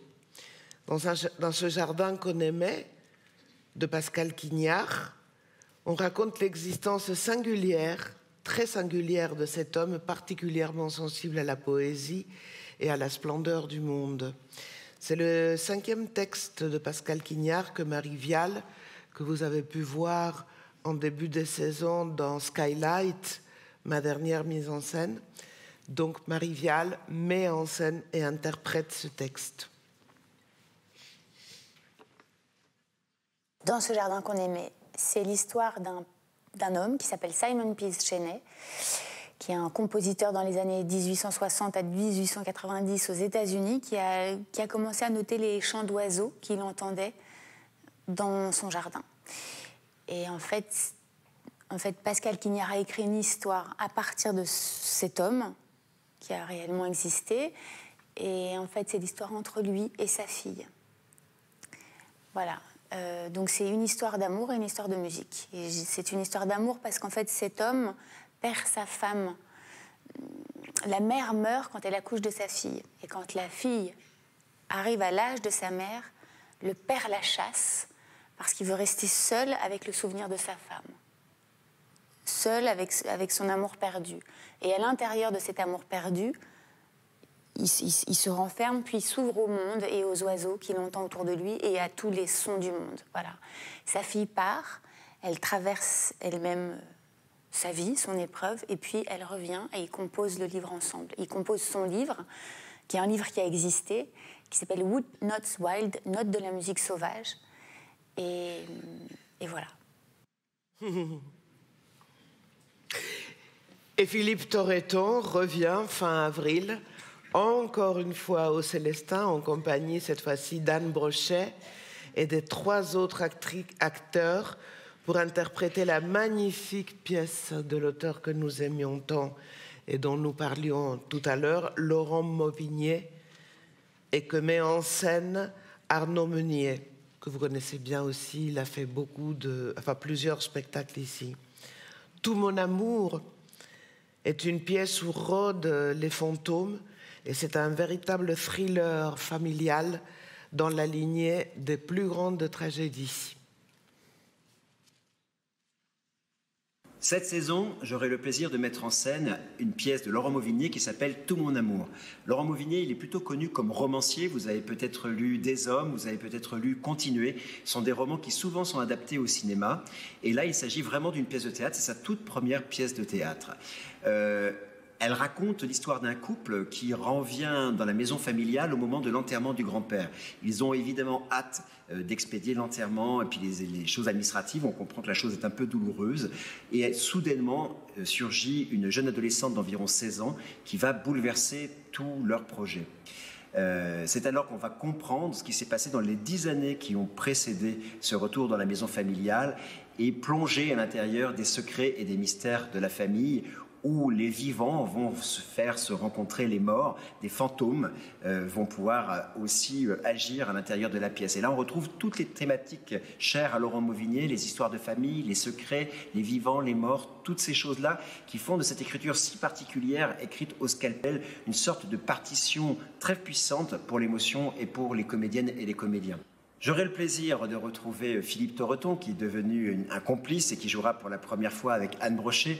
Anne Brochet, c'est cette très grande comédienne dont on se souvient parce qu'elle est l'inoubliable Roxane de Gérard Depardieu dans Cyrano de Bergerac, et puis l'interprète de Tous les matins du monde. Mais au-delà de ces grands repères pour le public qu'on connaît bien, c'est avant tout une très grande comédienne de théâtre. Je suis très heureux d'avoir ce couple de Philippe et de Anne pour interpréter cette pièce. Ils seront rejoints par 2 jeunes comédiens, Romain Fauroux, qui était notre Candide, et également Ambre Fèvre, qui sort tout juste de notre école, et puis un acteur très rare qui s'appelle Fred Ulysse, qui jouera le grand-père.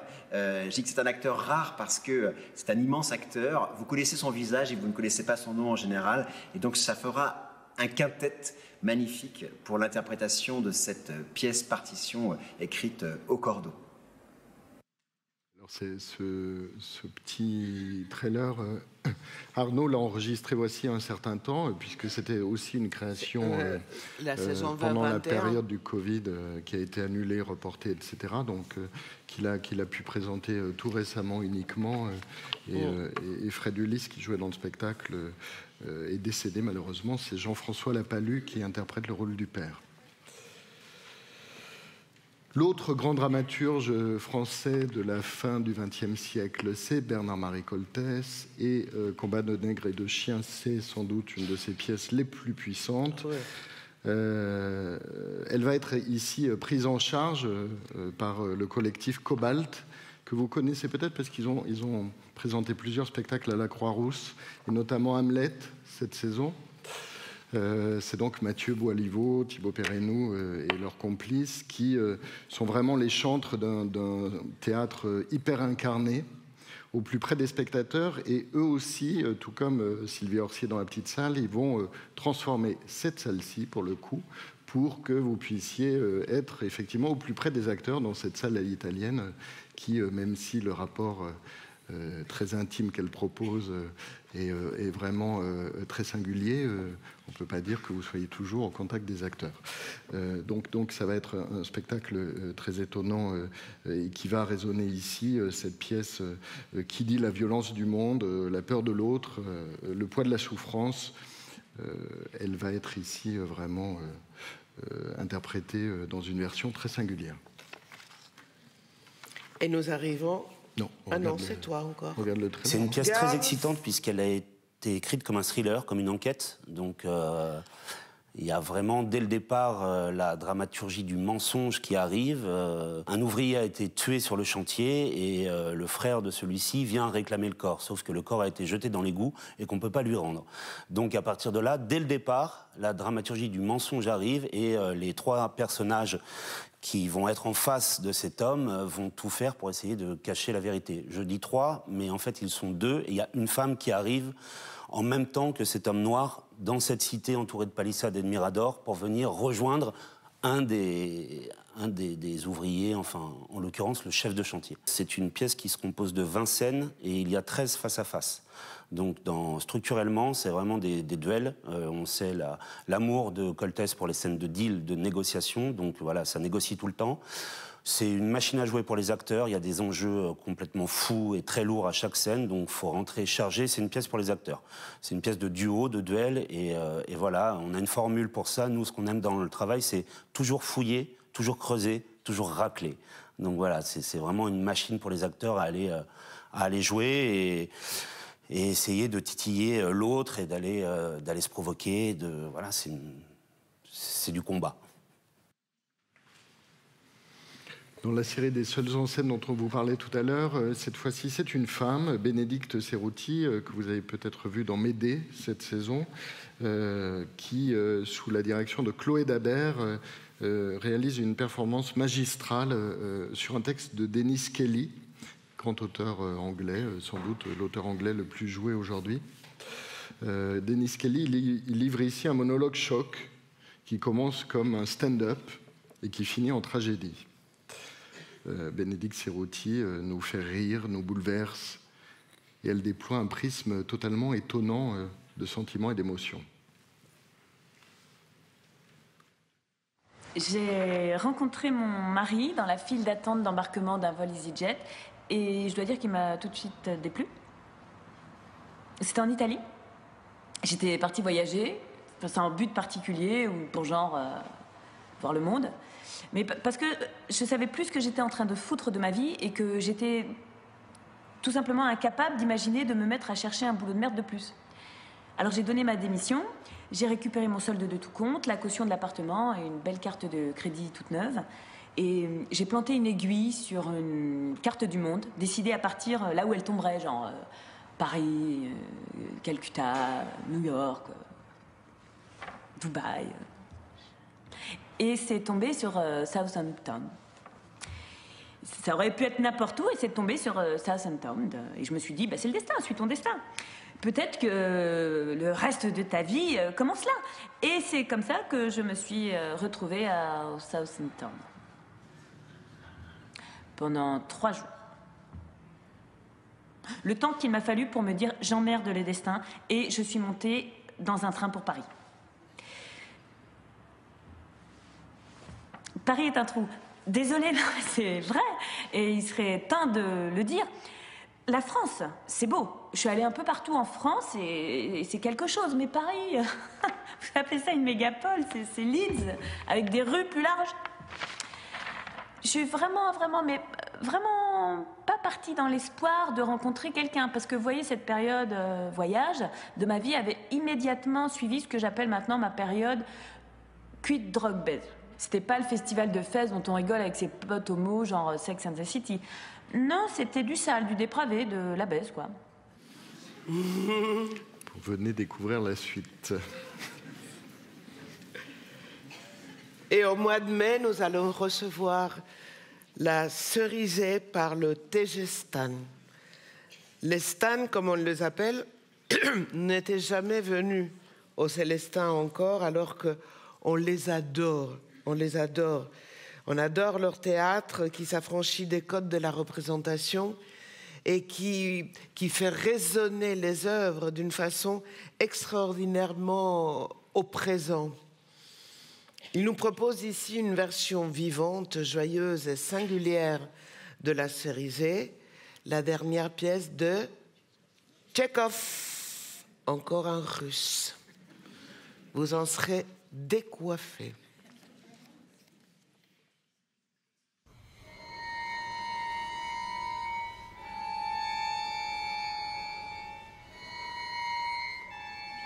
Non, le site est superbe. La rivière est profonde. Bien sûr, il faudra déblayer un peu. Démolir tous ces vieux bâtiments. La maison aussi, elle ne sert plus à rien. Abattre les arbres de la vieille cerisée, bien sûr. Les abattre? Oui. Mais, pardon, mon brave homme, mais vous n'y comprenez rien. Si notre province compte un élément intéressant, unique même, ben, c'est bien notre cerisée.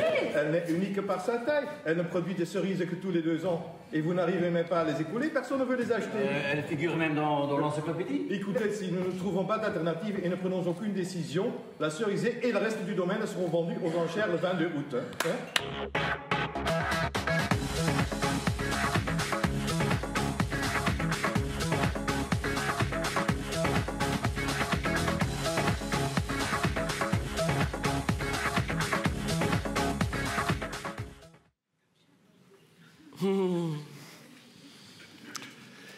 Et donc, sur le même principe que tout à l'heure, à côté de Tchekhov, Samuel Gallet, en petite salle, qui est un des grands auteurs du théâtre aujourd'hui, moins connu que Tchekhov, mais un peu plus jeune. Et un peu plus jeune. Il a écrit une pièce qui s'appelle Vision d'Eskandar. Vision d'Eskandar, c'est une pièce à la croisée de la performance, du théâtre et du concert, avec des musiciens live. C'est une sorte d'épopée apocalyptique et burlesque qui donne à voir des visions de monde meilleurs, ce qui fait toujours du bien. Alors, Vision d'Eskandar, c'est un spectacle que j'ai créé avec le collectif Eskandar, qui est une compagnie de théâtre que je dirige depuis maintenant 7 ans. Ça raconte, je vais raconter l'histoire, ça raconte l'histoire d'un homme qui est un architecte et qui rêve de construire des villes plus durables dans le contexte un peu difficile de nos rapports à l'avenir. Et l'histoire commence, il part nager dans une piscine municipale qui pourrait être celle du Rhône ici. Il se noie sans que personne ne vienne l'aider. Au dernier moment, il réussit tout de même à sortir de l'eau et là, il plonge dans un coma profond. Il se retrouve inexplicablement plongé dans une ville totalement détruite qu'il baptise Eskandar, avec d'autres personnes bloquées comme lui dans cet espace intermédiaire. Et dans ce coma-là, il va essayer de revenir à la vie. Au plateau, il y a 3 comédiens et comédiennes et 2 musiciens-musiciennes, donc ils sont 5, avec cette idée que les musiciens ne sont pas séparés des interprètes. Il y a 5 interprètes qui nous racontent cette histoire. Donc c'est une forme d'articulation entre un théâtre très musical, on pourrait dire, très oratoriaux, vraiment, de chant, et des moments où on est véritablement dans une situation dramatique avec les acteurs au présent qui se confrontent. Et en même temps, peut-être que ça raconte aussi quelque chose de plus métaphorique sur notre monde actuel, à savoir comment, dans une société dévastée, détruite, qui a un peu du mal à imaginer un avenir qui ne soit pas exclusivement catastrophique, comment, eh bien, à un moment donné, Escandar fait image de cette tentative d'inventer des futurs désirables. Ça existe aussi. Les futurs désirables, je veux dire. A Bright Room Colored Day. C'est la nouvelle pièce de Tony Kushner. Tony Kushner est un très très grand auteur américain. On lui doit en particulier cette pièce sublime Angels in America, qui racontait l'épopée des années SIDA. Et ici, avec la même audace et avec le même irrespect, on suit une bande de jeunes artistes allemands qui fêtent un réveillon au début des années 30 et qui se moquent complètement de l'ascension d'Hitler, qu'ils voient plutôt comme un guignol n'ayant aucune chance d'accéder au pouvoir. Une pièce qui résonne malheureusement, douloureusement aujourd'hui, avec des jeunes acteurs, chanteurs et musiciens embarqués dans un spectacle mi-cabaret, mi-spectacle normal, extrêmement fougueux.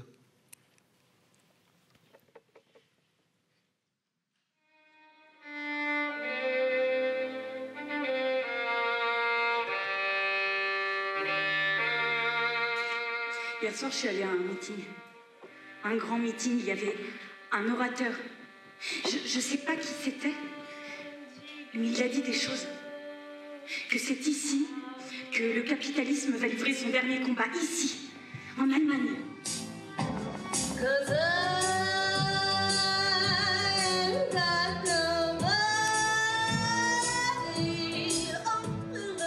Là, nous sommes en 2020, et accroche-toi, Donald Trump est président des États-Unis.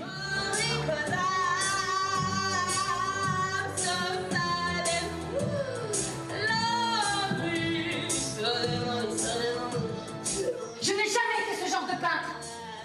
L'art n'est jamais assez, n'en fait jamais assez. On se souviendra de nous pour deux choses. Notre art communiste et notre politique fasciste.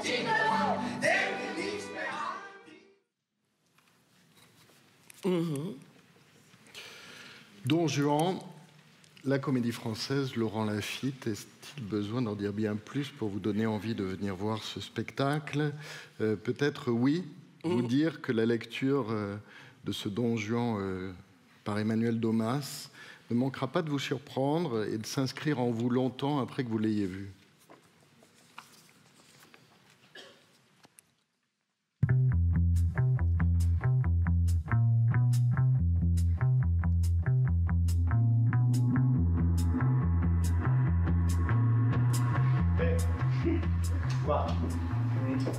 Tu veux qu'on se lie à demeurer au premier objet qui nous prend? Qu'on renonce au monde pour lui? Et qu'on n'ait plus Dieu pour personne? Mais faites-vous la grâce, Don Juan, de bien vouloir me reconnaître. Et puis d'espérer que vous devez tourner le visage de ce côté. Tu me dis toujours la même chose parce que c'est toujours la même chose. Et si ce n'était pas toujours la même chose, je ne te dirais pas toujours la même chose. Mais qu'est-ce qu'il y a de fort, ouais? C'est vrai, monsieur, que vous lui avez promis de l'épouser. Enfin, pouvez-vous avoir cette pensée? C'est vrai, monsieur, vous lui avez donné parole d'être son mari. Vous vous raillez de moi? Mon maître est un fourbe. C'est l'épouseur du genre humain. Et cela est faux. Et celui qui vous dira cela, je vais dire qu'il en a menti. Mon maître a les points l'épouseur du genre humain. Des points fourbes. Pas dessein d'accuser et n'en a point accusé l'autre.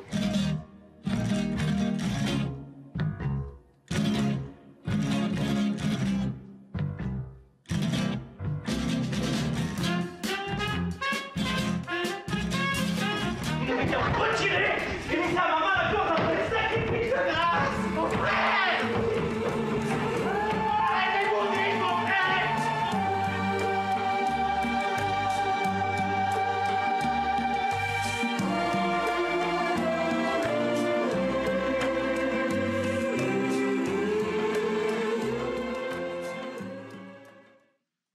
surprenant pour un Don Juan, non? Et pourtant, c'est la comédie française et c'est Laurent Lafitte. Comme quoi. Albertine Sarrazin est cette écrivaine comète de la littérature française. Une personnalité libre et révoltée, passée de la prostitution au banditisme. Elle est morte à 30 ans, mais elle aura écrit plusieurs romans en prison, dont l'Astragale, la célèbre Astragale, qui est devenue un des bouquins, un des livres égérie des mouvements féministes. L'autrice Julie Rosselot-Rochet et la metteuse en scène Lucie Rébéret offrent à Nelly Pulicani, une actrice magnifique, d'incarner Albertine avec une justesse rare dans ce biopic explosif. Un des traits d'Albertine Sarrazin, c'est d'aussi rire de tout. Elle a eu un destin absolument tragique et pour autant, elle a cessé d'avoir un regard espiègle et sur la vie, sur les rencontres qu'elle pouvait faire. Et du coup, c'est vrai qu'on a cherché aussi avec Nelly l'humour de cette trajectoire, par le jeu. Et puis, elle meurt à 30 ans, donc on a aussi un personnage très enfantin. Donc on a cherché beaucoup de légèreté dans ce destin tragique. Donc oui, il y a de l'humour, c'est vrai. En fait, vous ne voulez pas que ce soit juste un biopic, juste raconter l'histoire d'Albertine Sarrazin, sa vie. On voulait aussi que ce soit la rencontre en fait, entre la comédienne, Nelly Pulicani, et le personnage, la figure d'Albertine Sarrazin. Et du coup, Julie Rosselot-Rochet, l'autrice, a aussi tiré des fils entre la vie de Nelly et la vie d'Albertine pour que ça se rencontre. Et nous, au plateau, avec Nelly, on a fait un travail que je fais habituellement peu, en fait, c'est un travail d'incarnation. On a essayé de chercher ce qui pouvait rapprocher le corps de Nelly au corps d'Albertine Sarrazin. On a essayé de plonger, au sens propre comme au sens figuré, parce que sur le plateau, vous verrez, il y a une baignoire remplie d'eau, dans cette histoire. Donc c'est aussi très, très charnel. On a cherché aussi une grande proximité avec le spectateur, une adresse très directe, je dirais. Donc ça a été, c'est vraiment au plateau, j'espère, c'est charnel, c'est incarné et c'est la vie avant tout, quoi, la fureur de vivre de cette Albertine qu'on ressent.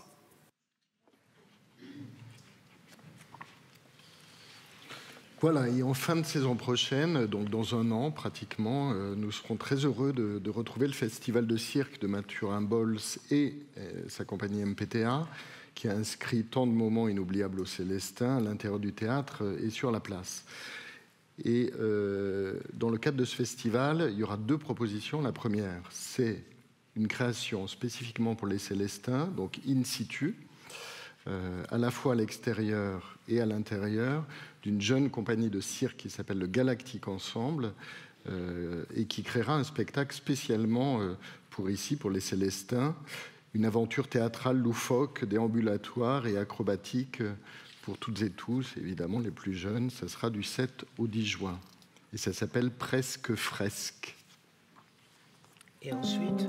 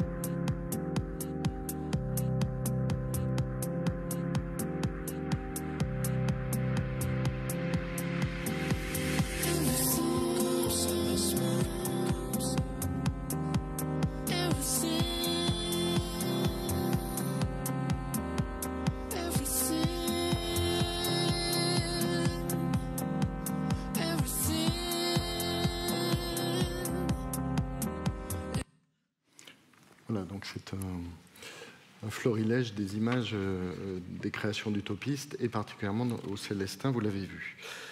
Seconde proposition dans le cadre d'Utopiste, à laquelle vient aussi s'adjoindre un autre grand festival qui sont les Nuits de Fourvière. Donc on vous dévoile un des programmes de la saison prochaine des Nuits de Fourvière, alors que celle-ci n'a même pas commencé. C'est vraiment une fleur que nous fait Dominique Delorme, son directeur. C'est la compagnie Barreau d'Ével, que vous avez sans doute découverte, elle aussi, aux Nuits de Fourvière, avec un très beau spectacle qui s'appelait Bestias, qui était présenté sous chapiteau au parc de la Croix-Laval.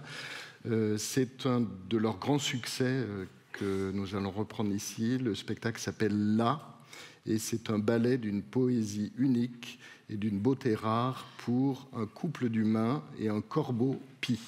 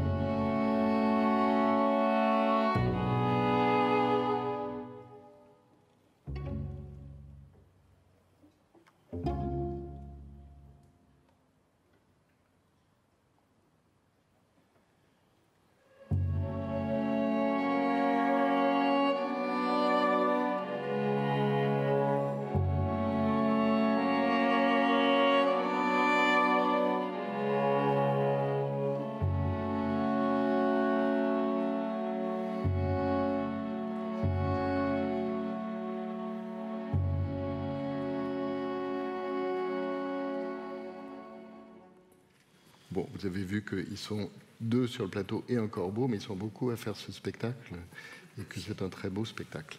Voilà.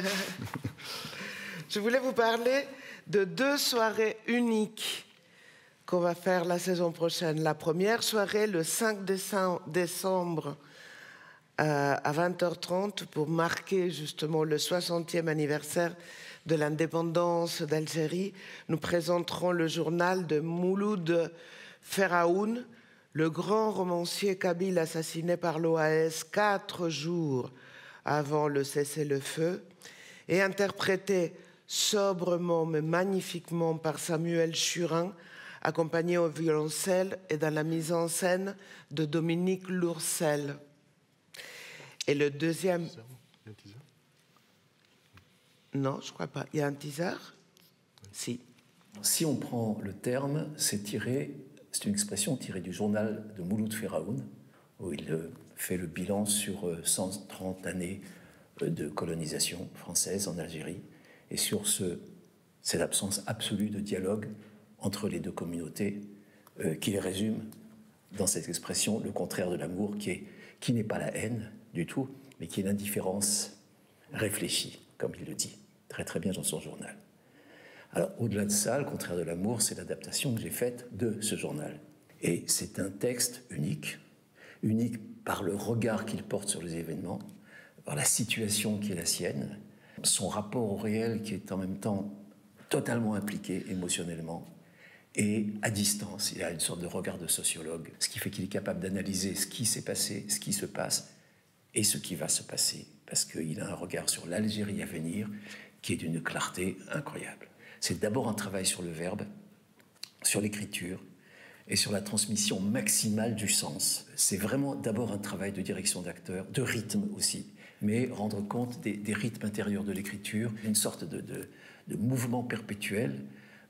Et ça, c'est ça que j'essaie de rendre compte en scène avec mes deux comédiens. Et en deuxième, comme cette saison, effectivement, au mois d'octobre, je crois que c'était, une autre soirée unique en clôture du festival Caravelle, dirigé par Mourad Merzouki, le 23 octobre. Après le Crump, c'est le walking que nous allons découvrir. Cette danse née dans les clubs de Los Angeles dans les années 70, au sein de la communauté gay, afro et latino, qui viendra secouer les Célestins, avec Princesse Madoki, Lina Diva et Paul de Saint-Paul. Petite leçon de walking. Alors, cette année, on va accueillir la compagnie Madoki. La compagnie Madoki qui est portée par cette jeune chorégraphe que l'on appelle Princesse Josefa Madoki, qui est une grande spécialiste de walking. Donc, elle va nous proposer un spectacle qui s'appelle Disco. Alors, il faut imaginer 9 danseurs et un DJ sur le plateau qui évoluent comme si on était dans un disco. Donc, c'est un moment de fête, un moment... Mais tout ça est bien sûr chorégraphié, mais ça nous ramène à la fête et à ces danses de partage. Et je crois qu'on en a énormément besoin en ce moment.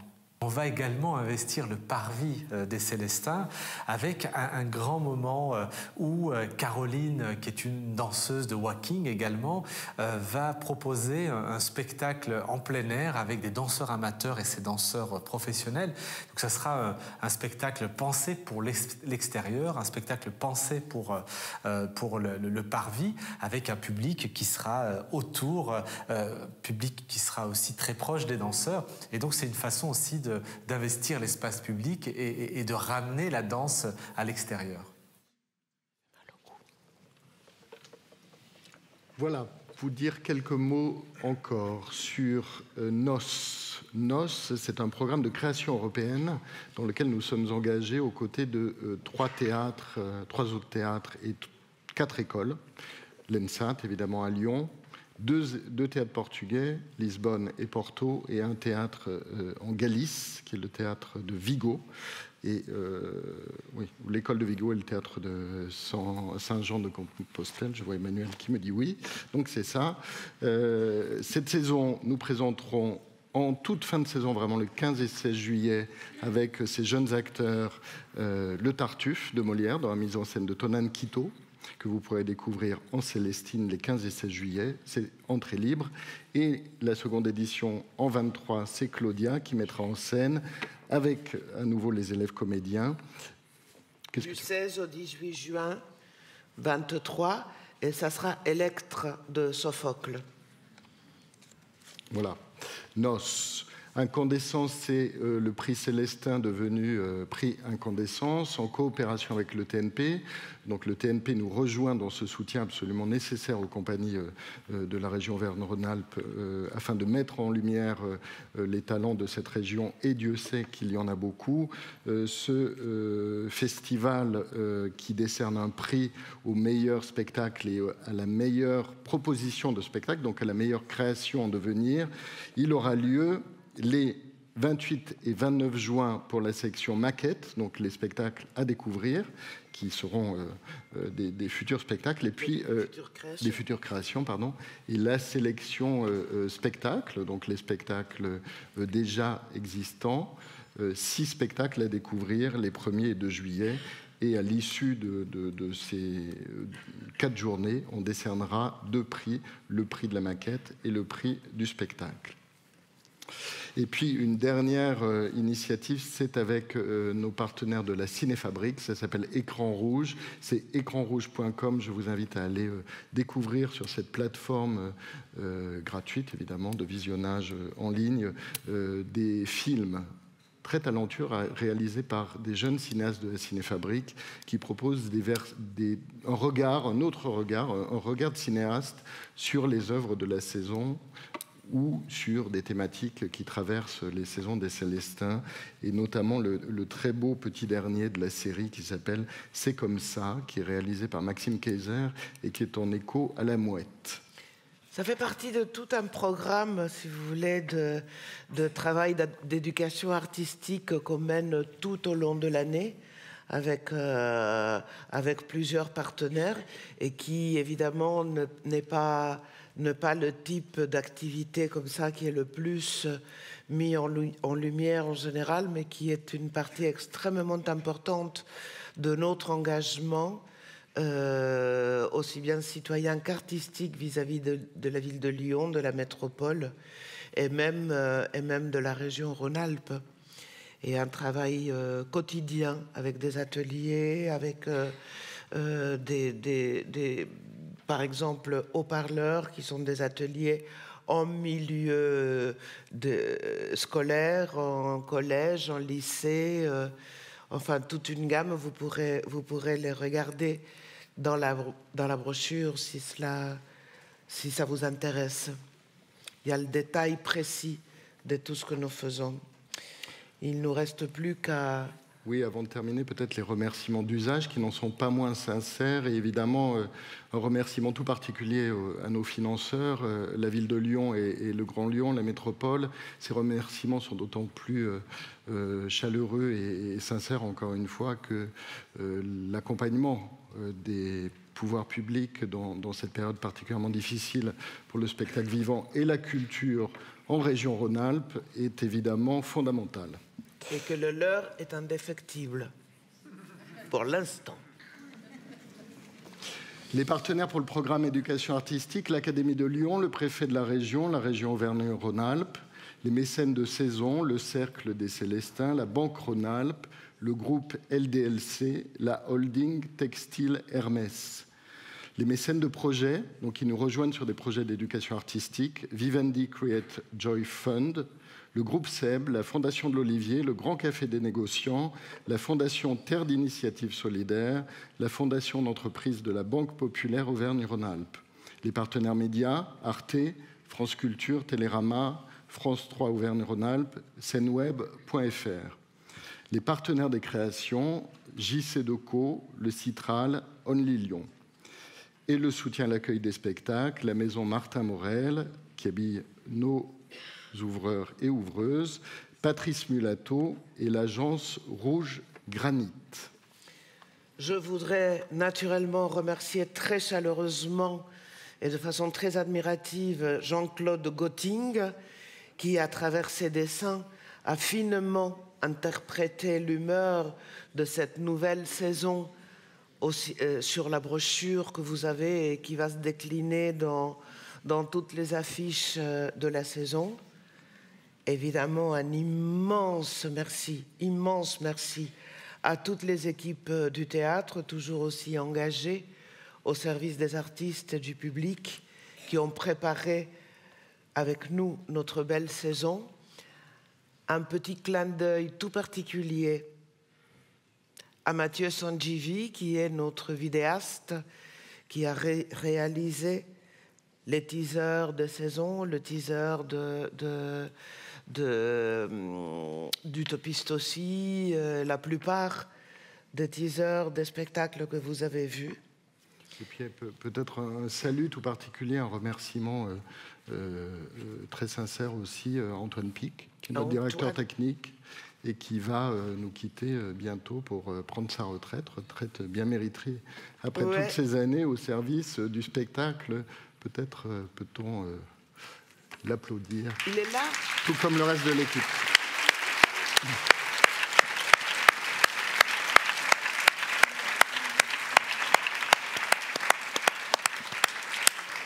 Voilà, on va simplement vous dire que notre équipe billetterie est d'ores et déjà à votre écoute pour vous conseiller, vous guider, répondre à toutes vos questions.